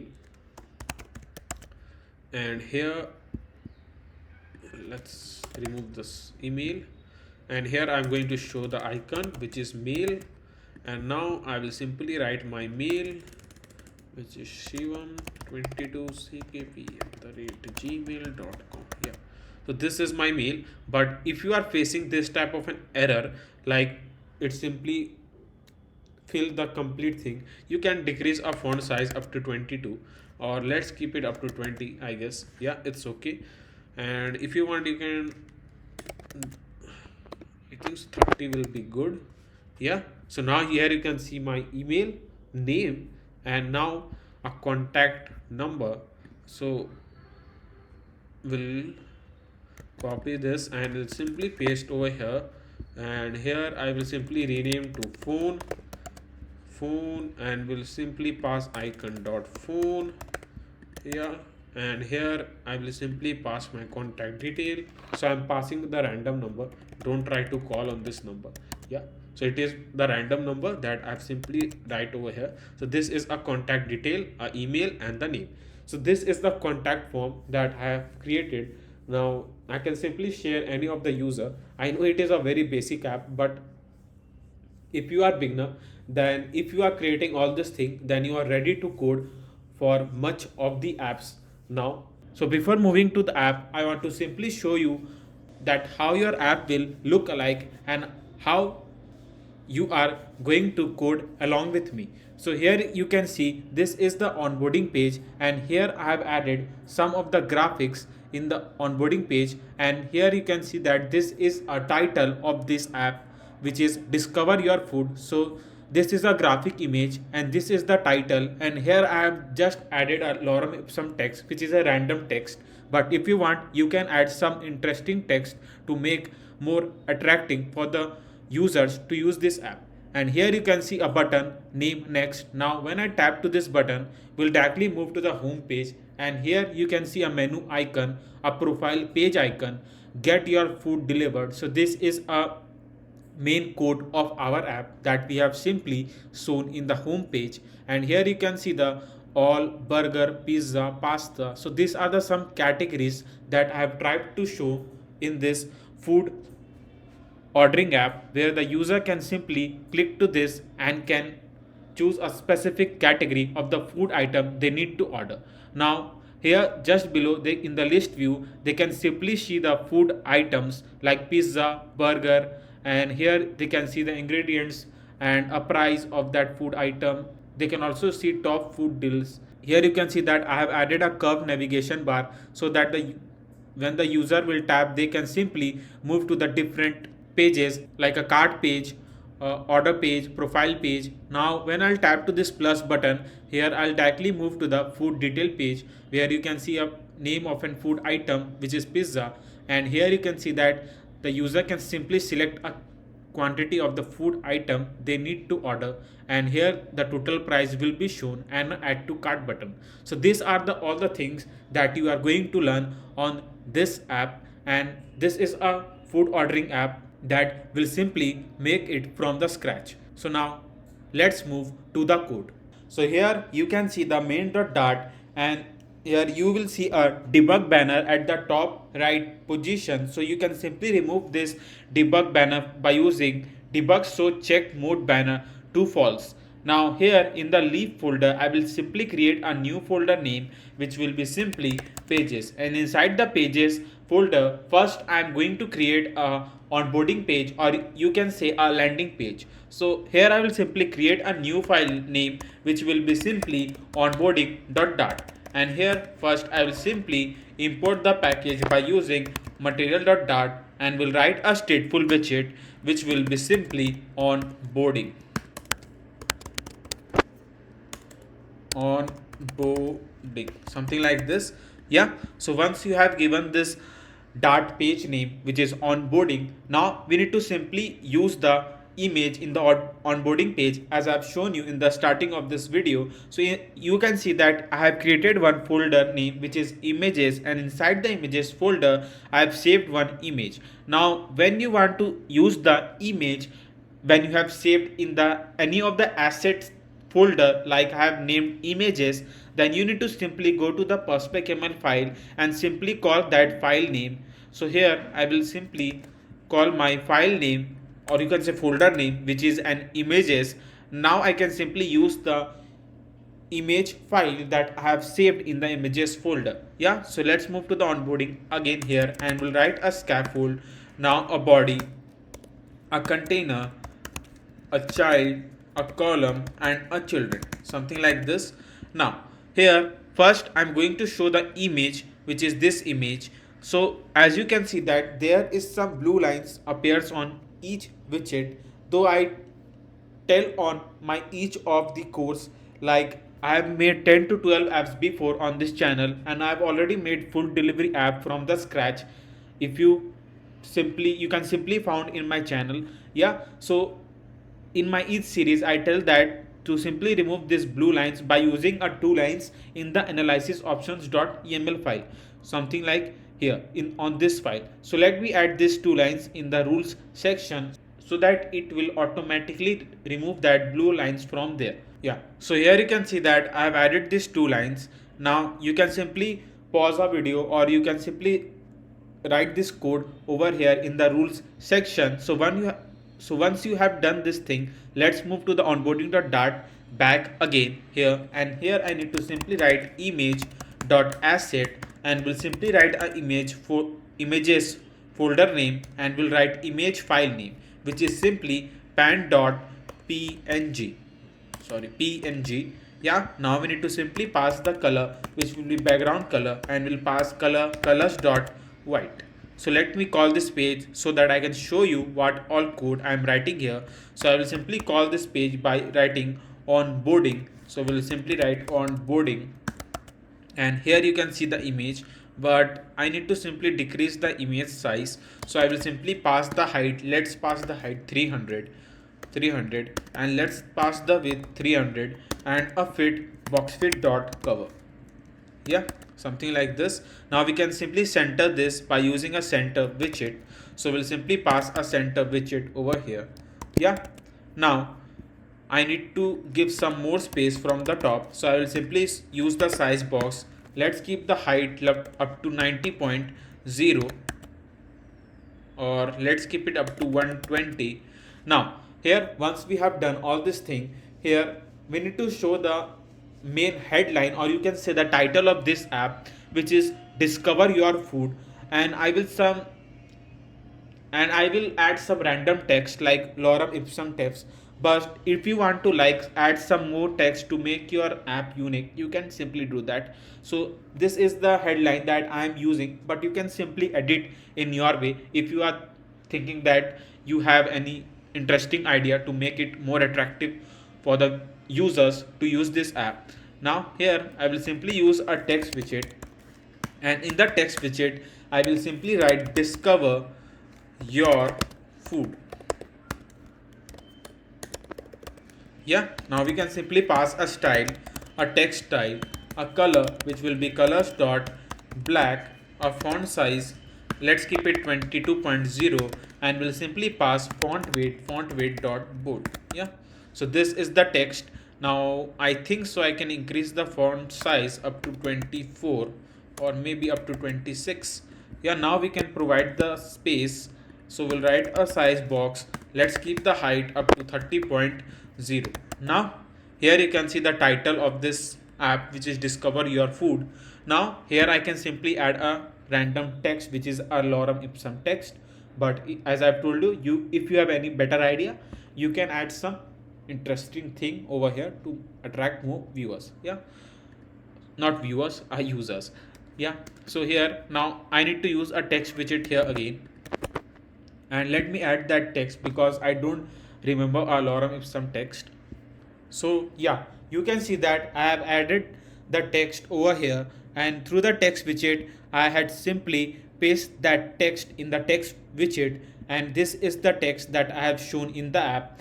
I've used some padding over here so that it won't like stuck in the left and right side of the screen, and here I've used text align dot center to so that I can simply center the each line that I'm going to show in this text widget. And this is a way you can simply make your app attractive. Yeah, so once you have done all this thing, now we can simply show the button over here, which will be next. Yeah, so after this I will do one thing here to create a customized button. Over here just below this text I will use a container. Now in this container I will provide the width, and let's pass a media query. Now you already know the reason why I've used a media query, but if not, let me repeat it again. So media query is something that makes your app highly responsive. So that's why I'm not providing any fixed width over here, because if you provide a fixed width and if you try to check the app in your multiple devices, then there will be a chance that the app will not be as responsive as we expect. So that's why we need to use a media query, spacer, or like expanded widget, flexible widget. So these are the some widgets that can simply make your app highly responsive. Yeah, so this is the way we can use it. So we'll write media query dot of context dot size dot width divide by 2. Now we can use a decoration, a box decoration, and here I'm going to pass a customized color code to this container, or you can say a button. So here I will write 0xFF and will write FF73734C. Yeah, so this is the color that I'm going to use. Now here let me pass the text widget where I can simply add the text which will be next. So we'll copy and paste the text. I think so we need to pass a child. Yeah, something like this. Let's remove this text and we'll simply write next over here. Yeah, so here you can see the text. Now I need to simply change in the color, which will be white, so that I can see the text. Color will be simply bold. We can increase our font size up to 24, I guess, and we can pass the height up to, let's pass 50, and we can center this. So remove this. Let me show the widgets. We can center it with a center widget. Now we can pass up to 60, and here we can use a border radius, and we'll pass a border radius dot circular. Let's keep it up to 20, I guess. 20 is okay. Now we can use a size box height. Let's keep the height 130, I guess. It's okay. Yeah, so here you can see a next button. If you want, you can also provide like something to make it more like a button like thing, like in elevation form. So you can use a material widget. So you can simply wrap up with a widget name material, and we can simply pass the elevation up to 3.0, and we can pass a border radius to the material widget 2.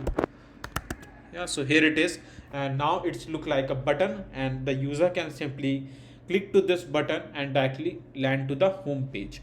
Yeah, so this is our onboarding page is done. So this is how we can simply make a onboarding page by just using a graphic design, a title, some attractive text, to make this more interesting, and a button just like next, or if you want to show the get started button, you can also do that. Yeah, so if you haven't hit that like button till now, then I have a small request from you all. Please show your support by hitting that like button, and let's be a part of this channel by hitting that subscribe button too, because I have noticed that while many of the viewers are loving our videos but haven't hit that subscribe button yet. So show your support by hitting that subscribe button, because like and button is totally free. Yeah, so now let's move to the pages folder, and we'll simply create our main page of this app, which is home page. So we'll write home.dart, and here we'll simply import the package by using material.dart, and we'll write a stateful widget name which will be simply home, something like this.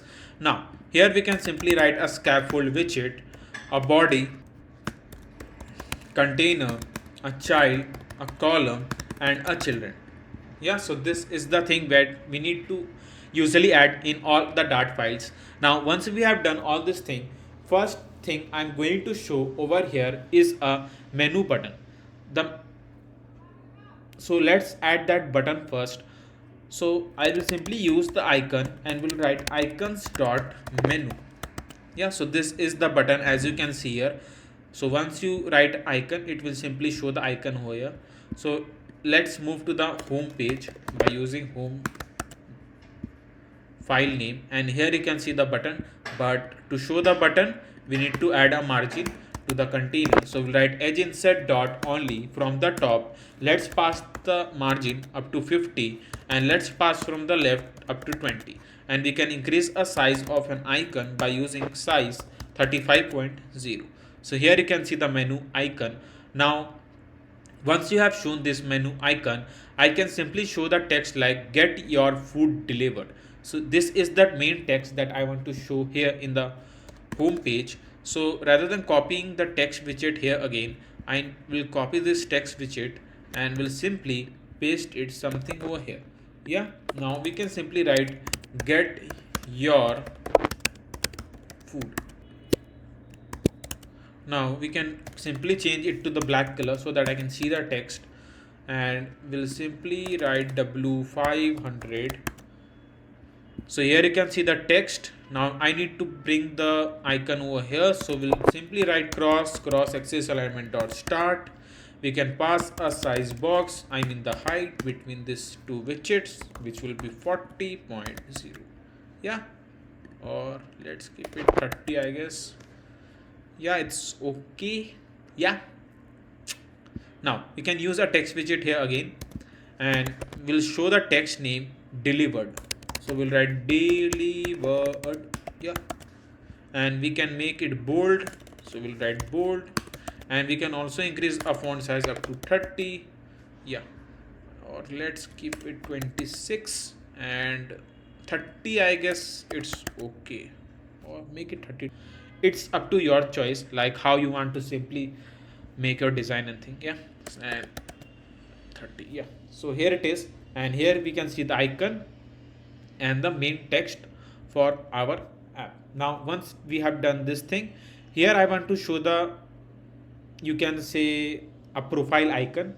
Rather than icon, I'm thinking that let's show the user image over here, so that when the user will tap to his image, they will directly move to the profile page. So that will also indicate like this image will navigate them to a profile page. Yeah, so because 99% of the users who are using the app are smart, so they know that when they will tap to this image, they will directly redirect to a profile page. Yeah, so let's show the user image over here. So I don't have any user image in the images folder, so let me paste some random image.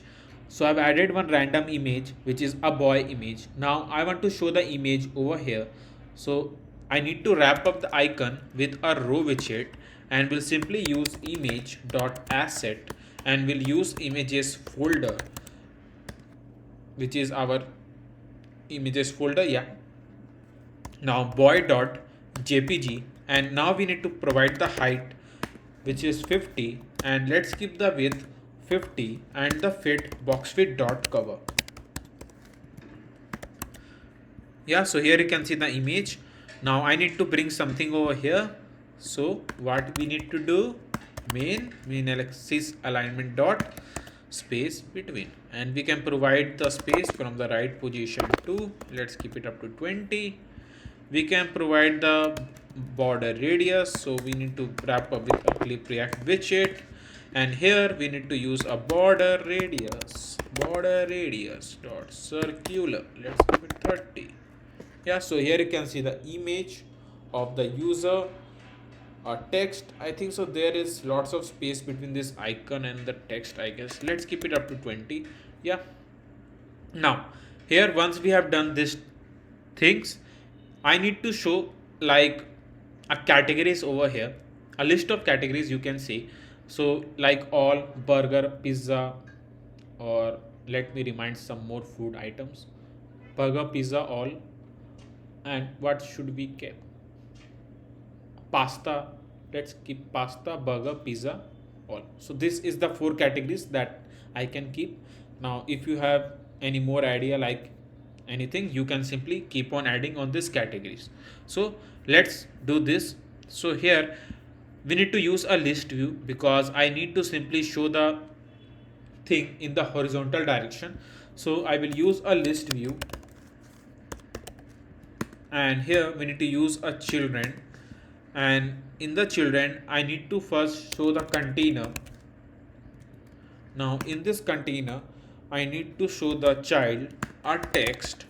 Our first text will be all, so we'll write all over here. Now we need to use a style, a text style.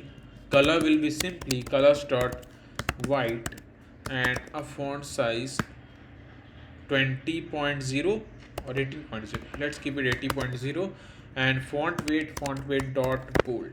Now there is one more way to show the list view, like you can use a list view dot builder, because I have used many times list view builder to show the list, because it will be more easy for the viewers to use a list view, but that is something which come in advanced Flutter, like advanced coding, or you can say. So that's, so in that we need to use simply a list view dot builder. We need to have a knowledge about how to use the list and how to simply pass a data and show the data using a different stateless widget. So I think so that will be a simply like a complex thing if you are making this food delivery app for the first time. So in this app I'm trying to simply make it simple, so that the beginners who want to simply use this, like learn a Flutter coding, they can simply code along with me. They don't need to simply do advanced coding and all.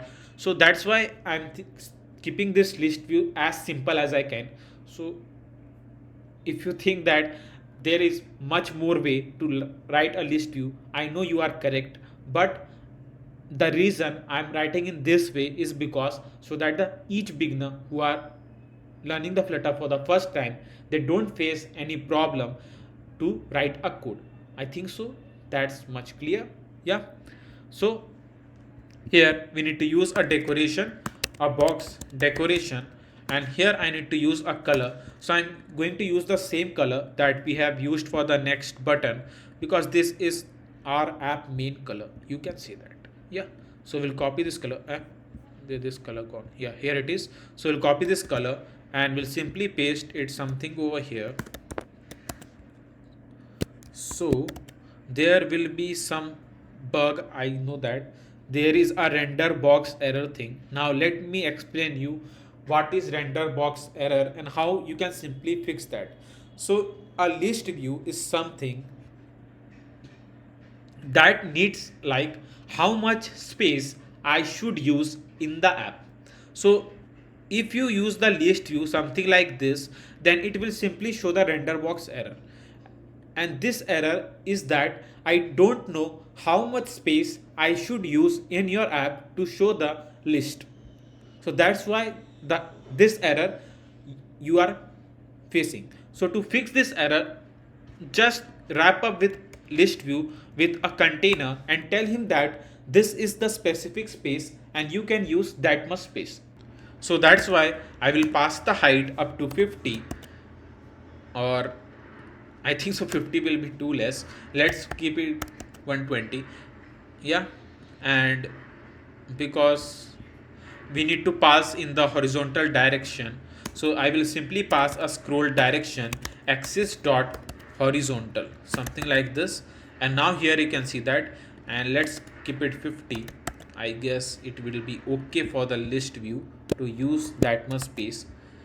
Yeah, so think like a list view is a good children. He want that the instructor to instruct him how much space he should take, and instructor can simply tell them use the this much height, and the list view will use that much height. So this is a good boy thing. Yeah, so think that a list view is a good boy thing.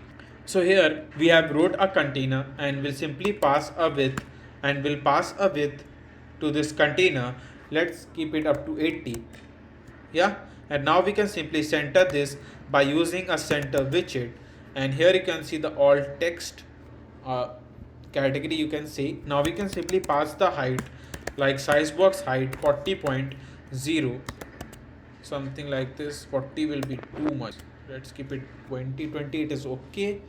Yeah, now let's keep it up to 40. I think so 40 it is okay. Yeah, now we can provide a border radius, and the border radius will be circular, and let's keep it up to 20. So here you can see that. But if you want to show that the category that have been selected, something like this, then you can show that, and the other categories that have not been selected, we will simply show them in the elevation form, like in the elevated form, so that it will be like in more highlighted category. Let me show you how I'll do that. But in the other categories, I'm going to show the image with a name of that category, right? Like burger, then I want to simply show some icon related to the burger. Same for the pizza and pasta, right? So that's why let me add some images in the images folder so that I can use them, right? Yeah, so here you can see that I have added burger image, a pizza image, and a pasta image. But there is one more thing, that in the pasta I have got this image for the pasta, like it is an icon of an pasta. I don't know how it is pasta and how this pasta look. I didn't eat a pasta like this before. So if you ate this type of pasta, then it's good, then we can use that. I don't know what type of pasta that was. Yeah, so let's move, and here we can use a container here again. And in the container, now I think so we need a container with a color which will be colors dot white. Yeah, let's keep the height as it is. Now we need to use a image and the text widget both together. So let's remove this center widget from here, and here we need to simply wrap up with a row widget. And in the row widget I will use image, and will use image dot asset, yeah. And here we need to write a images folder name and a image file name, which is burger dot png, and we can simply pass the height. Let's keep the height 30, width will be also 30, and a fit box fit dot cover. So let me write burger over here, not burger, burger. So we'll write burger. Yeah, change the color to black, something like this. So here you can see the text name burger. I think so let's remove this width. We don't need a necessary width over here. We can use a size box, and we'll pass a width over here which will be 30.0, and we can provide the width over here too. Let's keep it 10. It's okay, I guess. 22 is okay. Yeah, W500 burger for burger. Yeah, this is burger. Now we can use like a material widget. So what we need to do, we need to wrap up with a material widget. We need to pass the elevation 3.0. So here it is. Now we need to wrap up with again with a container so that I can provide some padding agent set dot all. Let's keep it 10. So after providing the padding, you can see that the container size decreased because there is a fixed, because as you know list views are like a good student, he know how much space he need to use. So I need to tell him that let's use more height, something like this, or let's keep it up to 80. 80 is okay, I guess. Yeah, but all didn't look good, so we need to provide the height to all up to 60. No, because we have already provided the height to the list view, so that's why it won't change from here. So that's why we need to use a margin edge inset dot only. From the top we can pass up to 30.0. 30 I guess will be too much. Let's pass from the bottom to 0. Yeah, so this way we can decrease our size.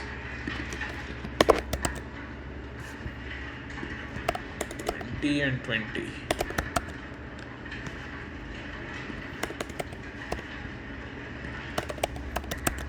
Yeah, so now it's good, I guess. Now we can provide this over here. We can provide a width up to like 150, and let's keep it up to 200 or 180, and we can center this by using main axis alignment dot center. So this is burgir, and here now we can provide a border radius. So we'll write border radius. So where we have provided border, we need to provide something over here. Yeah, so here you can see the burgir. Let's keep it up to 10. Yeah. So this will simply show that the non-selected categories. Now let me add two more categories for pasta and pizza. So we'll copy this container, we'll paste it over here, we'll write pasta, and here is pasta, and we'll write pasta. Yeah, so this is pasta, this is burger. Now you can see that it's simply cut from the right side, which won't look good. So let me remove this from the right position, and here I can simply wrap up with a padding widget, and we'll write edge inset dot only. From the right, let's pass 20.0. Yeah, now it's okay, I guess. Yeah, now it's look good.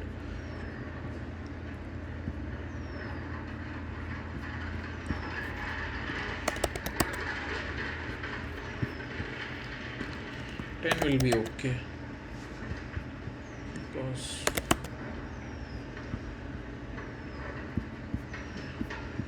so here let's show a pizza and a pizza.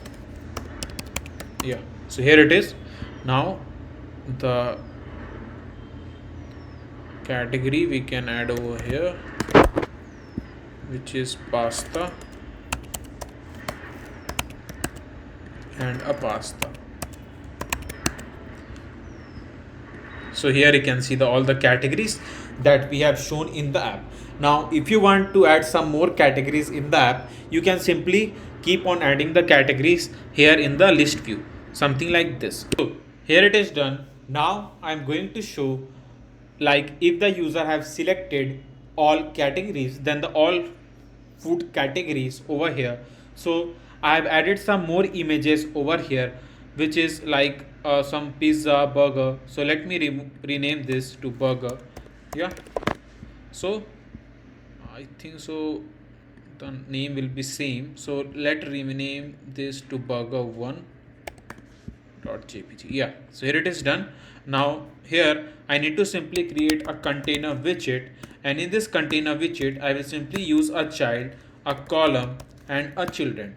Now in this children I need to use image.asset and will use images folder here again, and in this images folder I need to simply write a image file name which is pizza1.jpg. Let's move, and here you can see the image, but the image use a width of the screen, but I will simply pass the height and width. Let's keep the height up to 120 and let's pass the width up to 120, and we'll simply pass the fit which will be simply box fit dot cover. Yeah, so here you can see the image, but let's pass the space from the top. So we'll pass the space height, let's pass 20.0, something like this. Now I think so we need to increase width and the height also, because we can't see the item clearly. Yeah, something like this. I think so it is okay, I guess. Now we need to simply wrap up with a clip react widget. So we'll wrap up with a widget which will be simply clip react, and now we can simply provide the border radius to this image. So we'll use a border radius circular. Let's pass it 10, or let's pass it 20. I think so 20 will look good.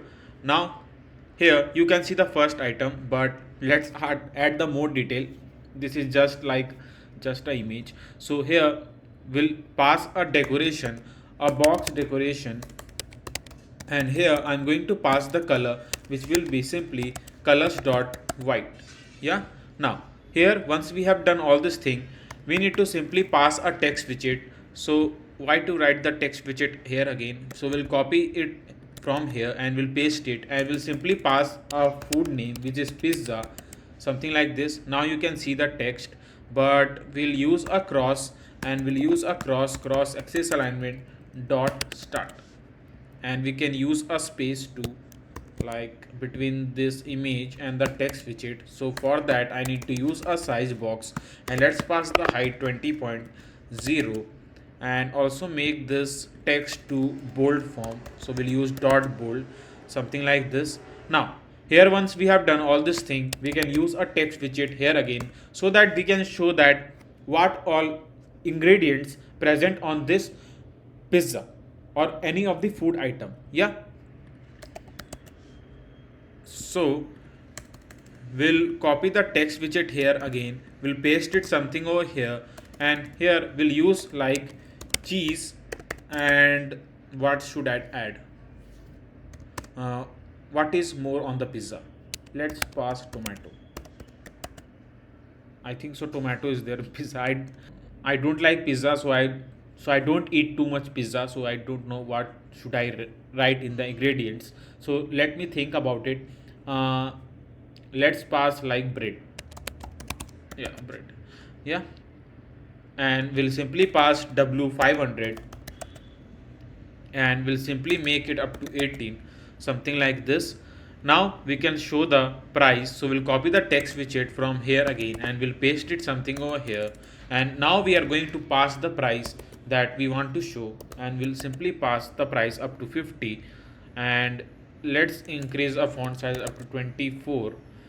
Yeah, here I guess it's okay. We can pass size box height 5.0. We'll use a row, and in the row first I'm going to show the reason for using the row widget, because here you can see the text. Now I want to simply show the button like a plus button, so that the user can simply add this food item in their cart. So to do that I need to simply use a container. Now the decoration, a box decoration. Now in the box decoration I need to simply use the color. So the color that I'm going to use over here will be the color that we have passed in the all section. So yeah, so this is the color, and we'll simply paste it something over here, and now here I will simply use a child, and in the child I am going to show the icon which will be icons dot add, and the color of an icon will be simply white. So we'll write colors dot white. So this is the icon. Now I need to bring the icon something over here. So we'll use main axis alignment dot space between. Nah, it's too much space. I don't need this much space. Uh, I think so. This is happening because we didn't wrap up the container with a list view widget. So we need to simply wrap up the container with a widget which will be a list view. I think so. Rather than wrapping it like this, let's wrap up to a children widget first, and we'll rename the column to list view. Yeah, something like this. So here I'm making this app like a basic UI, or you can say advanced UI, because we are trying to use a lots of thing in this food delivery app. But if you want to simply make this app from the scratch with all the backend and everything, you can simply follow our food delivery app series, because I've already made food delivery app and e-commerce app, or like 10 to 12 apps before on this channel. So I will simply paste a playlist link in the comment box. You can simply tap to that link and can follow a complete like a series, a different type of series, and you can add some more apps to your resume. Yeah, so let's move, and here we'll use a scroll direction and we'll simply pass axis dot horizontal. Now as I've told you that list view is like a good student, so we need to simply tell them how much space we need to he need to use. Yeah, so we need to pass an container, and we'll simply pass the height. Let pass the height up to 300. Yeah, now you can see this. Now we can use, I think so, we can now use space between will not work because it is a list view. So that's why I need to use like a size box, and we can use a width like this 50.0, or let's keep it up to 90. Yeah, now here it is. And if you want to provide some more padding, you can simply increase the padding of a container up to 5. And now we can use a border radius, which will be a border radius dot circular, and let's pass up to 10. Yeah, so this is the button. Now we need to provide a same border radius to this complete container. So we'll simply use a border radius here again, and we'll use the border radius dot circular, and let's pass up to 10. And now we can also use the elevation so that I can see this container clearly, because I can't see this container clearly. Yeah, so we'll wrap up with widget, we'll pass material, we'll pass the elevation 3.0, and now we can use the border radius here again. So let's pass it something over here, and now we can use a padding, which will be padding agent set dot all. Let's pass up to 10. Yeah, and we need to pass some more height, or let's keep it up to, I think so, 350 or 320, I guess. Now you can also use a media query in the height. It's not a necessary thing to pass a fixed height over here. Yeah, now we can simply pass some more radius. I think so 10 is not look good, so 20 it is okay, I guess. Yeah, so here it is, and here I have shown the first item. Now let me add some more items over here. So we'll copy this material widget here again, and we'll simply paste it something over here. And now we can use something like a margin, because it's simply stuck from down. So if we are making the app make in that way that it looks really good and it can engage a user, yeah, who is using the app. Yeah, so we'll use a margin from the bottom, and we'll pass up to 40.0. 40 will be too much, so let's pass up to 10. 10 is okay, I guess. From the left, if you want, you can pass, but I will pass from the right, and let's pass from the right, which will be 20.0, something like this. And it's good, I guess. We can pass size box with 10.0. Here it's okay. Now once we have shown the pizza, now we can simply show the second item, which is a burger. So we'll write burger, and we'll write burger1.jpg. So this is our second food item, and we'll simply rename the text to burger. And here we need to use a like ingredients that this burger has. So let's pass, I think so the burger has tomato, so I'm writing tomato, and here I can simply write like, what should I write? uh, let's write cheese. Yeah, cheese. So cheese and tomato, and here we can increase the price up to $80, and here we can again wrap up with a container widget. We can use the margin agent set dot only. From the bottom, let's pass 10.0. Yeah, so here it is, and here you can see the second item. Now if you want, you can add some more items over here to simply make a complete all category. As if you want, you can add a backend also, and if you want me to add a backend on this food delivery app, please let me know in the comment box, and let's keep the like aim of this video of 1k likes, and if you complete that like, I will definitely add the backend to this app from the scratch. Yeah, so let's hit that like button and let's complete the aim of 1k likes. Now here it is done. Now let's move. So now I'm going to show the top food deals just below these categories. So to show that, first I need to create a headline of this page. So first close this list view from where? From here, I guess. Yeah, we'll close this list view. Now we need to copy the text widget here again, and we'll simply paste it something over here, and here I will rename the text to top food deals. Yeah, so here you can see the text. Now we can simply make it in the bold form, and we can increase up to 25, or let's keep it 23, I guess. Now we can use a size box, and let's keep the height up to 20.0. Yeah, it's okay. Now we can use some food items to show over here.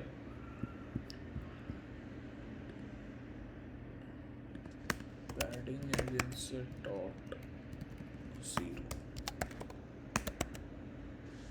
Yeah, so there was not any, like if there is like unknown space in the list view, you can use like padding agent set dot 0, because there is a default padding that list view gives, so you can use that.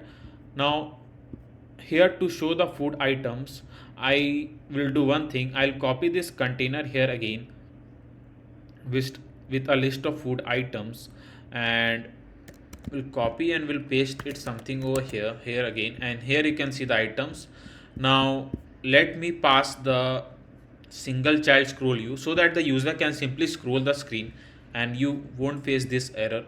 So I will simply do one thing. We'll simply wrap up the container with a single child scroll view. Yeah, so here you can see the error has been gone, and now we can see the all categories food items and our top food deals. So these are the two things. I think so there is lot of space from the left position, or let's keep it 20. Yeah, now it's okay, I guess. Yeah, so if you want, you can change a food items over here. This is, as I've told you, I'm making just for the UI. I will teach you how to make a good design and how to simply use a widgets in this Flutter app. Now let's move ahead, and here I'm going to show the bottom navigation. So through the bottom navigation, I will simply show the home page, and I think so we can show the, I think so let's pass a booking page, a profile page, and if you want, you can show also a cart page. So these are the four things that you can simply show. Yeah, so let's move to the perf dev, because we need to simply copy one package name, which is curved bottom navigation bar. As I have told you, we'll move to the curved navigation bar, and we'll need to copy the package. So let's move to the perf dev, and here I will simply search curved navigation bar. Yeah, and here this is the package that we are going to use. Now we need to copy this package, and we'll simply copy this package and we'll simply use it in a perspec YAML file so that I can use this package. Yeah, Now this curve navigation bar is something like an animated form navigation bar that you can simply use, like it looks really good. So I usually would curve navigation bar in most of the apps. Now here, as I've told you, the pages that we are going to assign in the curve navigation bar is that. So the first one is home. Now the second I'm thinking that to keep a cart, so I will simply write cart dot and will simply import the package by using material.dart and will write a stateful widget name which will be simply a cart. Yeah, so this is the thing. Now this is the second page. Now I need a third page. A third page, let's keep like a booking page. So we'll write booking dot and will again import the package by using material.dart and will write a stateful widget name which will be simply a booking. Yeah, so here it is. Now the fourth page will be a profile page, so we'll write profile.dart and we'll again import the package by using material.dart and we'll write a stateful widget name which will be a profile. Yeah, so these are the 4 pages. Now let's code for the bottom name. So let's also create a page for the bottom name. So we'll write bottom name dart and we'll import the package by using material.dart and a stateful widget name which will be a bottom name, something like this. Now let's move with a bottom name. So here first I'm going to use the int current tab index. Now the int current tab index will help us to simply keep a track of like which image, I'm telling the image, which icon that the user have selected. So it will simply navigate the user to that page. So for an example, if the user have clicked to the cart icon, then the app will simply navigate the user to the cart page. So the current tab index will simply keep a count of like which page that the user is selecting, right? I hope that is clear. Now we'll use a list and we'll use a list, and in this list like widget which will be in the form of widget, and here we are going to store all the pages that we have created. A widget here again and a current page. Now the current page, as I've told you, the word says it will simply store like which page we want to show. Now let's call all the page one by one.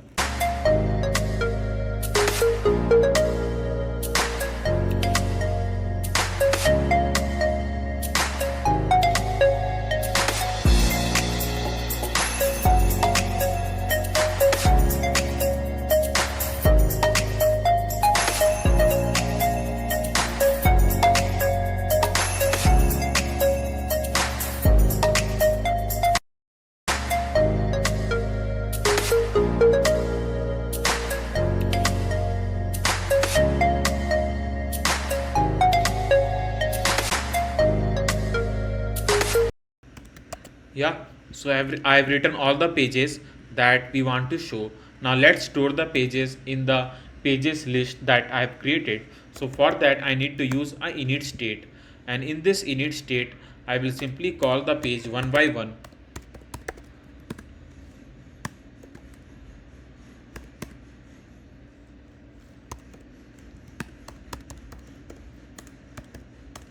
Which is an booking and a profile which will be a profile here, and the cart which will be the cart, something like this. So here it is done, and let's store all the thing in the pages list that I've created. So for that I need to use a home, the first one. The second I'm going to show, let's show the cart first, then a booking. So we'll use a cart, booking, then a profile. So here it is done, and now I need to simply store a current page. So for the default I'm going to show the home page in the current page. Yeah, now let's move and write a code to show the navigation bar. So here I'm going to write a scaffold and a bottom navigation bar, and here I'm going to use a curve navigation bar which will be a curve navigation bar, and in the I think so let's pass the items first, then I'm going to add a color, height and all. So first the icon will be simply like icon, and we'll simply pass icons dot home outlined, and let's pass the color of this icon, which is colors dot white. Let's pass the shopping cart also, so we'll use icon icon and I think so, yeah, it's okay. We can pass the icon, and the icons will be icons dot and a shopping cart, shopping bag it's showing, no, not shopping bag, it is a cart. So what is that icon? Yeah, here it is, shopping cart. Now the color will simply pass colors dot white, and the third icon will be icons dot shopping bag, and we'll also pass the color, which will be colors dot white, and let's pass the outline, same for here outline, and the fourth one will be the profile. So we'll use the icons dot profile, and we can simply not a profile, sorry, a person outline.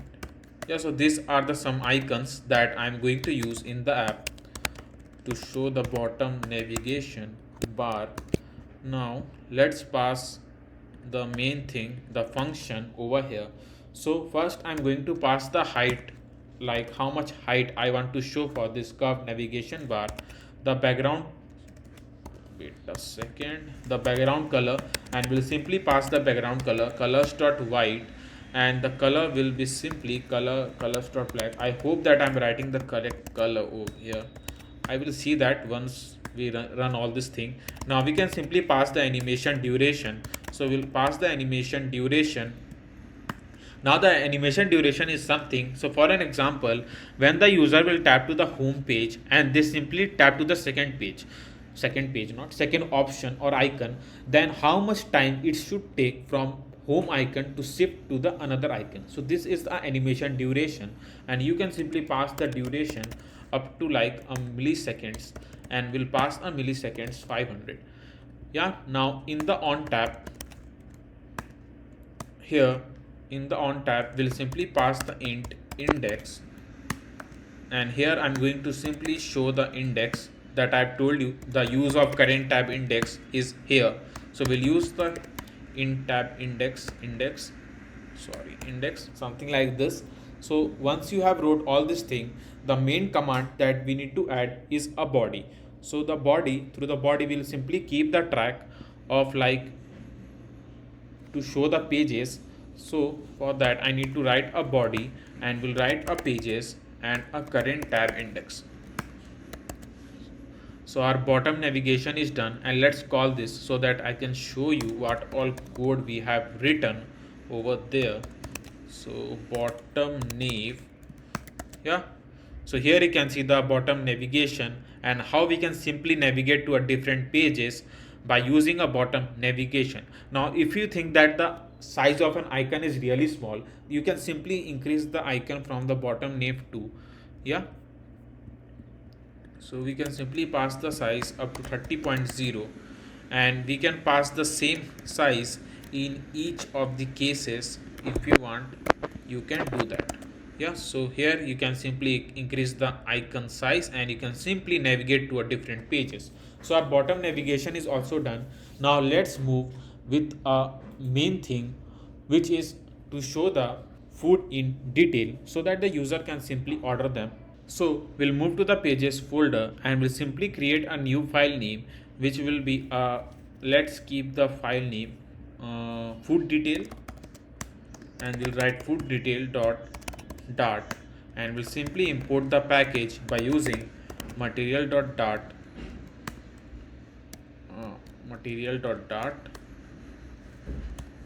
yeah. Now we'll write a stateful widget, and we'll simply pass the page name, which will be a food detail. Yeah, now we need to simply write a scaffold, a body, a container, a child, and a column, and a children, something like this. Now here I'm going to show the first food item, not in the home page. I will show you how, where I thinking to show that. So first I need to use a row, a children, and the icon, and the icon will be icons dot back arrow. So we'll write arrow back new iOS rounded. The color will be simply colors dot black. So let's navigate to the page so that I can show you what all code I'm writing over here.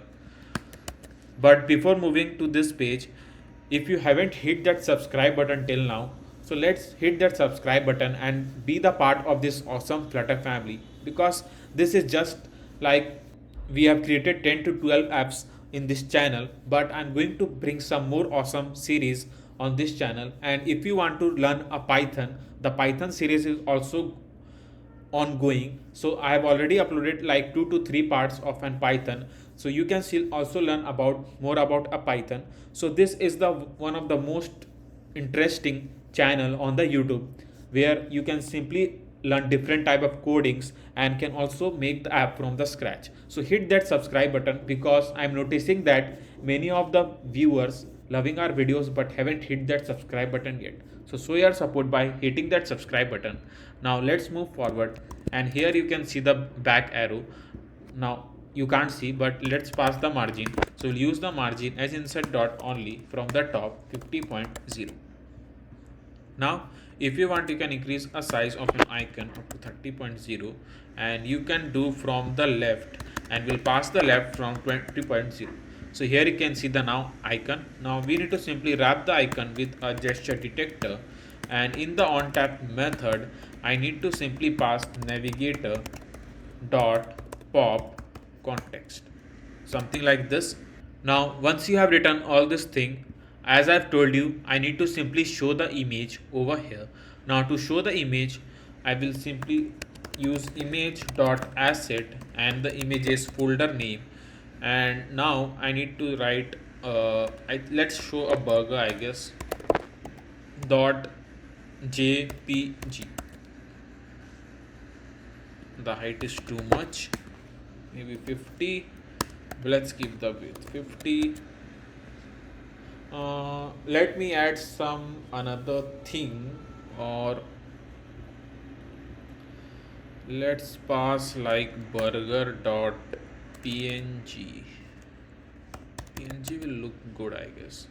This is a cartoon image, but if you want, you can show this also, like a 180 and up to 180, and it will be simply a fit box fit dot cover. Yeah, so this is the image. Now we can simply bring the back arrow over here. So to do that, we need to simply use a cross.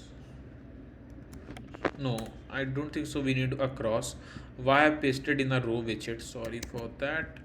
I need to paste it outside a row widget. So here you can see the icon or image, you can say that. So cartoon image doesn't look good, so let me find some another image that I can show over here. So now you will see that how this food detail page has been completely done. But sorry for that, I don't know, I was recording a video, but in my device there is some storage problem. Though this is a Apple product, but still we face a problem, like the recording automatically stops when I was recording this food detail page. But I will fix that problem, no worries about that. But let me explain you what all code I have written in this food detail page. So here you can see that I have added one image. So this is the image that I am getting from the image folder, which is this pizza image. And here you can see that I have shown the food name. So this is how I have used a row widget. Now the reason for using the row widget is because first, as I have told you, I have shown the food name, which is pizza, by using a text widget. And now here you can see that the user can simply increase or decrease the quantity of the food item they want to order. So to handle that, I have used an container. Yeah, so through this container I can simply handle like the amount of the quantity the user need to select to order and food, right? So that's why you will see this container over here. Now in the lorem ipsum text, so for an example, if the admin wants to add the food detail, they want to simply show over here, they can simply do that by adding this detail about a food. Yeah, so this is how I have done through the text widget, and here I've shown a lorem ipsum text. Now this is the main part. As you can see, it looks really good by this color and this design. And here you can see the total price, like a total price of this food item after selecting the quantity. So this had been shown over here with a add to cart button. So this add to cart button will simply allow the user to add this food item in their cart. So this is how I have just make this detail page. There is nothing complex, just the use of a different widgets and how you want to simply design the app. Yeah, so this is easy. So don't think that it is complex or something, but still you are facing a problem to write all this code, and you think that once you get a code you can simply code easily, then I will simply paste a code link. So then you can simply get a source code from the description box. I will simply provide the link over there. Now this is how we can simply make a unique and a attractive design for any app by using just a simple widgets. As you can see that I have tried my best to make it easy for the viewers who are learning the Flutter for the first time. So that's why I've tried my best to simply use widgets and make the app as beautiful as I can. So here when you will move to the bottom nave, you can see that this is how our home page looks, and here you can see the different categories of food items, top food deals, etc., with a following like a navigation bar, like a profile icon, a shopping cart icon, a shopping bag icon, a home icon.